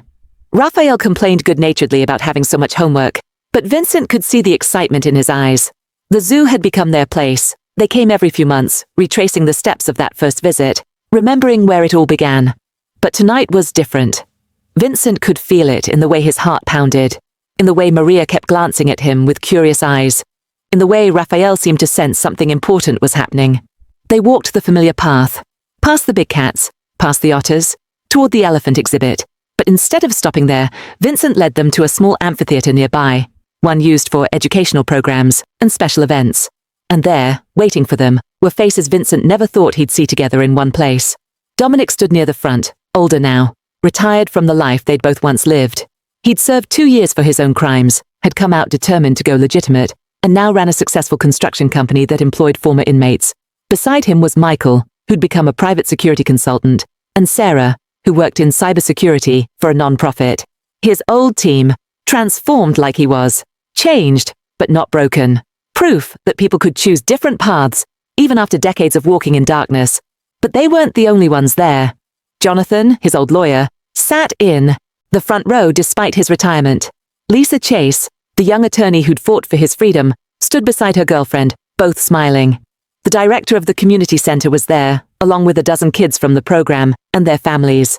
People whose lives Vincent had touched in small ways over the past 5 years. And in the very front row, looking uncomfortable but present, was Special Agent Sarah Walker, the FBI agent who'd arrested him. She'd been instrumental in uncovering the corruption in his case, had testified on his behalf during the appeals process, had become an unlikely ally in his transformation. Vincent! Maria's voice was confused, overwhelmed. What is this?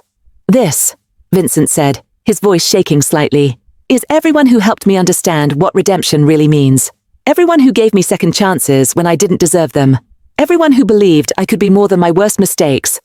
He turned to face Maria and Raphael, his hands trembling as he reached into his jacket pocket. 5 years ago, I thought my life was over. I'd lost everything. My freedom. My power. Any chance at happiness. I was in a prison cell, staring at drawings from a little boy who somehow still believed I was worth caring about, wondering how I'd screwed up so badly that the best things in my life had to disappear to stay safe. Raphael watched him intently, his eyes already shining with understanding. But then Maria fought for me. Then Raphael waited for me. Then all of you, Vincent gestured to the gathered crowd, showed me that transformation isn't just possible. It's what we owe to the people we've hurt and the people who've loved us despite everything.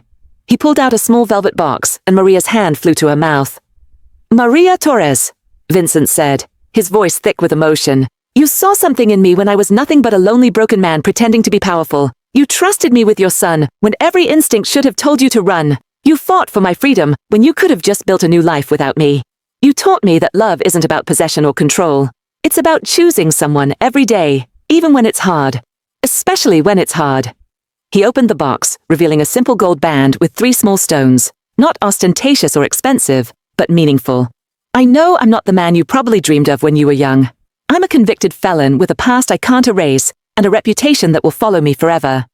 I can't give you wealth or status or an easy life, but I can give you this. My whole heart, every day, for as long as I live. I can give you my absolute commitment to being the best man I'm capable of being. I can give you a partner who will protect you and Raphael with everything I have, who will work every day to deserve the love you've given me. Vincent knelt down, not easy at 48, with knees that protested, but worth every moment of discomfort. Maria, will you marry me? Will you let me be your husband and Raphael's father in every way that matters? Will you let me spend the rest of my life trying to be worthy of this second chance? Maria was crying, her hands shaking as she covered her face. Raphael had moved closer to his mother, his arm around her shoulders, tears streaming down his own face.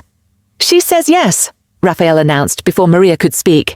She has to say yes because we've been planning this for ever. And also because you're already family, Vincent. This just makes it official.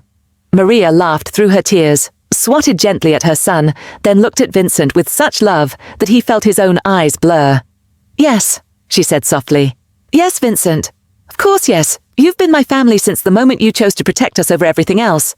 This just means I get to keep you forever.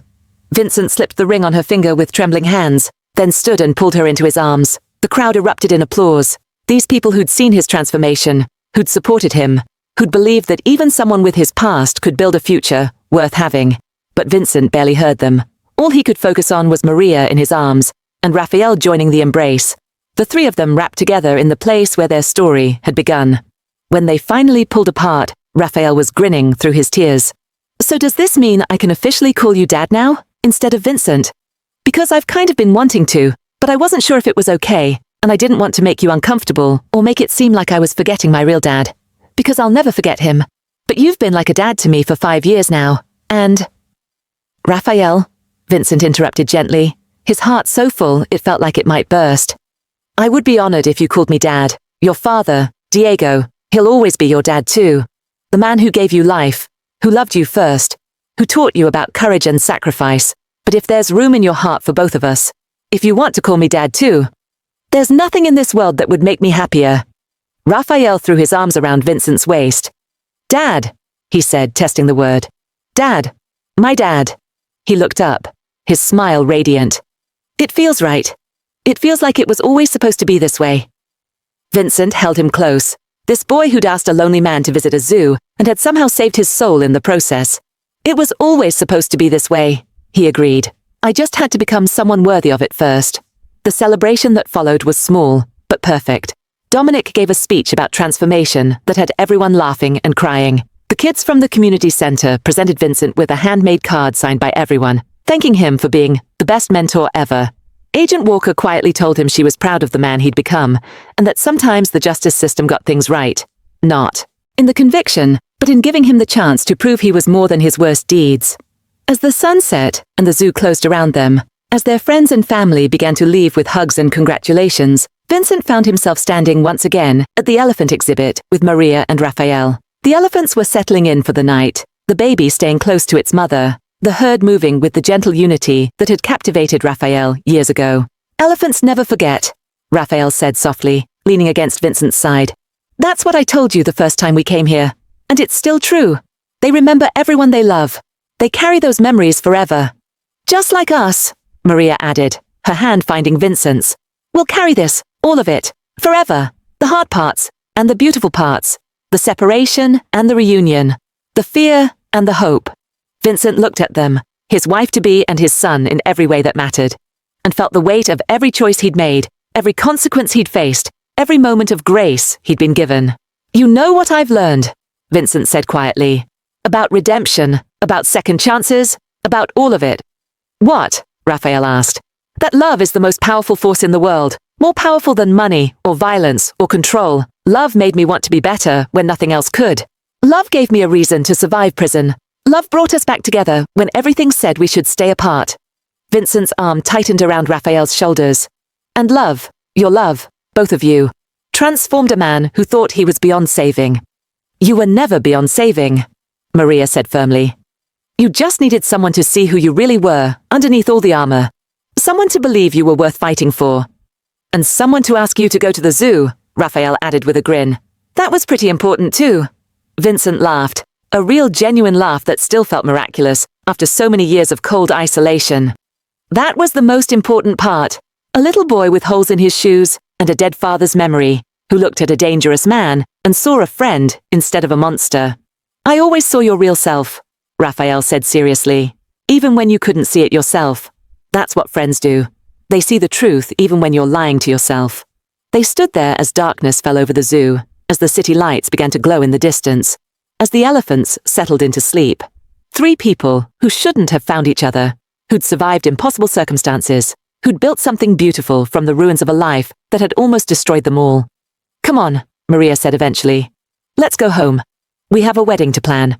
Home. Family. Wedding. Future. Words that had once been foreign to Vincent now felt like the most natural things in the world. As they walked toward the exit, Raphael's hand in his and Maria's arm linked through his other arm. Vincent. Corleone, former mafia boss, convicted felon, transformed man, felt something he'd never expected to feel. Peace. Not the peace of power or control or fear-induced respect, but the peace of knowing you were loved, knowing you were forgiven, knowing you were exactly where you belonged. The peace of redemption earned through years of effort, sacrifice, and the unwavering belief of two people who refused to give up on him. The peace of finally, truly, being home. Epilogue. 3 years later. The wedding had been small and perfect, held at the zoo, naturally, in front of the elephant exhibit, with 50 guests who'd all been part of their journey. Raphael had served as best man, giving a speech that had everyone crying about second chances and the transformative power of asking scary people to do normal things. Now, Vincent stood in the doorway of Raphael's bedroom, watching his 17-year-old son pack for his first year of college. Columbia University, full scholarship, pre-veterinary program. The room was covered in acceptance letters, soccer trophies, and photographs documenting a childhood that had started in tragedy but had found its way to joy. You don't have to hover, Raphael said without turning around, a smile in his voice. I'm just going to Manhattan. I'll be home every weekend, at least at first. I know, Vincent paused, struggling with the emotion. I'm proud of you, so incredibly proud, and I'm going to miss having you around every day. Raphael turned, and he looked so much like a young man now, tall and confident, and kind. But his eyes were the same as that 7-year-old who'd asked a mafia boss to go to the zoo, bright, perceptive, full of hope. "You know what's crazy?" Raphael said. "I've been thinking about that first day we met. When I asked you to take me to see the lions, do you remember what you said?" "I said yes," Vincent replied. "You did. But before that, you looked at me like I was insane. Like no one had asked you to do something normal and fun in years. Maybe ever." Raphael crossed the room and hugged his father.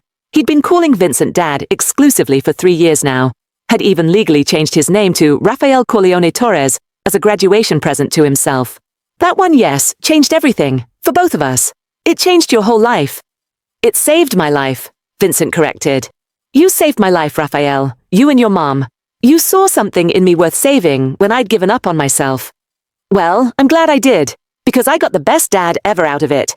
2 best dads, actually, since I know Papa is watching too." Raphael squeezed tighter. "And Dad? When I'm a veterinarian someday, when I'm helping animals and making the world better, that's going to be because you taught me that it's never too late to change, that making mistakes doesn't define you, that every day is a chance to be better than you were yesterday." Vincent held his son, in every way that truly mattered, and felt the weight of every choice he'd made, every consequence he'd faced, every moment of grace he'd been given. "I love you, Raphael, more than I ever knew it was possible to love anyone. Being your father has been the greatest honor of my life." "Love you too, Dad. Always." Maria appeared in the doorway, smiling at them both. "Are you two going to stand here crying, or are we going to load the car? Because Raphael has approximately 700 pounds of stuff to move into his dorm." "It's not 700 pounds, Raphael protested. "More like 600, tops." They spent the afternoon moving Raphael into his dorm room, meeting his roommate, a kid from California, who immediately bonded with Raphael over their shared love of animals, helping him set up his space. The room was tiny, but perfect. And when they'd finished, Raphael stood in the middle of it, looking excited and nervous and ready. "You've got this," Vincent told him. "You're going to be amazing." "I know, because I had an amazing example." Raphael hugged them both. "Thank you, for everything. For the zoo trip that started it all. For protecting us. For changing your whole life for us. For being the best parents anyone could ask for." As they drove home, just Maria and Vincent now, adjusting to the empty nest they'd known was coming, but still weren't quite prepared for, Maria reached over and took Vincent's hand. "We did it," she said softly. "We raised an incredible young man, against all the odds, despite everything that could have gone wrong. We did it." "We did," Vincent agreed. "And Maria, thank you. For seeing past who I was to who I could be. For fighting for me. For building this life with me. For—" He had to stop, his voice breaking. "For loving you," Maria finished. "Vincent, loving you was the easiest thing I ever did. From the moment you said yes to a zoo trip you didn't have to take. From the moment you protected us over protecting yourself. I knew. I knew you were someone special. Someone worth fighting for. Someone worth waiting for." They drove in comfortable silence, the city lights reflecting off the windows, the radio playing softly. This life they'd built, modest, normal, beautiful, was nothing like the empire Vincent had once controlled, but it was everything he'd never known he needed. That night, lying in bed in their small apartment, Maria curled against Vincent's side. He stared at the ceiling and thought about the journey that had brought him here. A lonely man and a brave child. A zoo trip that became a turning point. A choice to protect instead of possess. Prison and separation and the long hard road of transformation. And finally, this. A family, a purpose, a life worth living. "Vincent!" Maria's sleepy voice broke the silence. "What are you thinking about?" "Elephants," he said honestly. "And how they never forget the people they love. How they carry those memories forever. Let them shape who they are." Maria smiled, against his chest. And I'm grateful. For every memory we've made. For every moment, even the hard ones. Because they brought us here. To this. To us. "Me too," Maria whispered. "I'm grateful for all of it. Even the scary parts. Especially the scary parts, because they taught us how strong we are together." Vincent held her close, this woman who'd changed his life, by refusing to give up on him, by seeing his potential, even when he couldn't see it himself. And as he drifted towards sleep, Vincent Corleone, father, husband, mentor, reformed criminal, thought about that day 10 years ago when a 7-year-old boy had asked him a simple question. Would you maybe want to come to the zoo with me? One question. One yes. One day that had shattered 20 years of isolation and started a chain of events that would transform everything. One moment of choosing connection over safety, vulnerability over control, love over fear. And Vincent realized something profound. Redemption wasn't about erasing your past. It was about learning from it, growing beyond it, and using your second chances to build something beautiful. It was about becoming the person someone else believed you could be, even when you didn't believe it yourself. It was about a mafia boss and a maid's son, a zoo trip and an elephant exhibit, and the transformative power of one simple word: yes. If you made it all the way to the end of this 90-minute emotional journey, thank you from the bottom of my heart. Drop a comment telling me your favorite moment from Vincent, Maria, and Raphael's story. Was it the first zoo trip? The reunion after prison? The proposal? I want to hear what touched your heart. And if this story moved you, if it made you believe in second chances, in the transformative power of love, in the possibility that even people who've made terrible mistakes can find redemption, please hit that subscribe button and share this story with someone who needs to hear it. Because at its core, this is a story about all of us. Broken people trying to be better, looking for connection in a lonely world, hoping that maybe, just maybe, we're worthy of the love we're given. Thank you for reading. Thank you for believing. Thank you for taking this journey with me. Until the next story, remember, it's never too late for a second chance. It's never too late to change. And sometimes the bravest thing you can do is say yes when a lonely person, or a lonely part of yourself, asks for connection. Stay beautiful, stay hopeful, and never stop believing in the power of love to transform everything.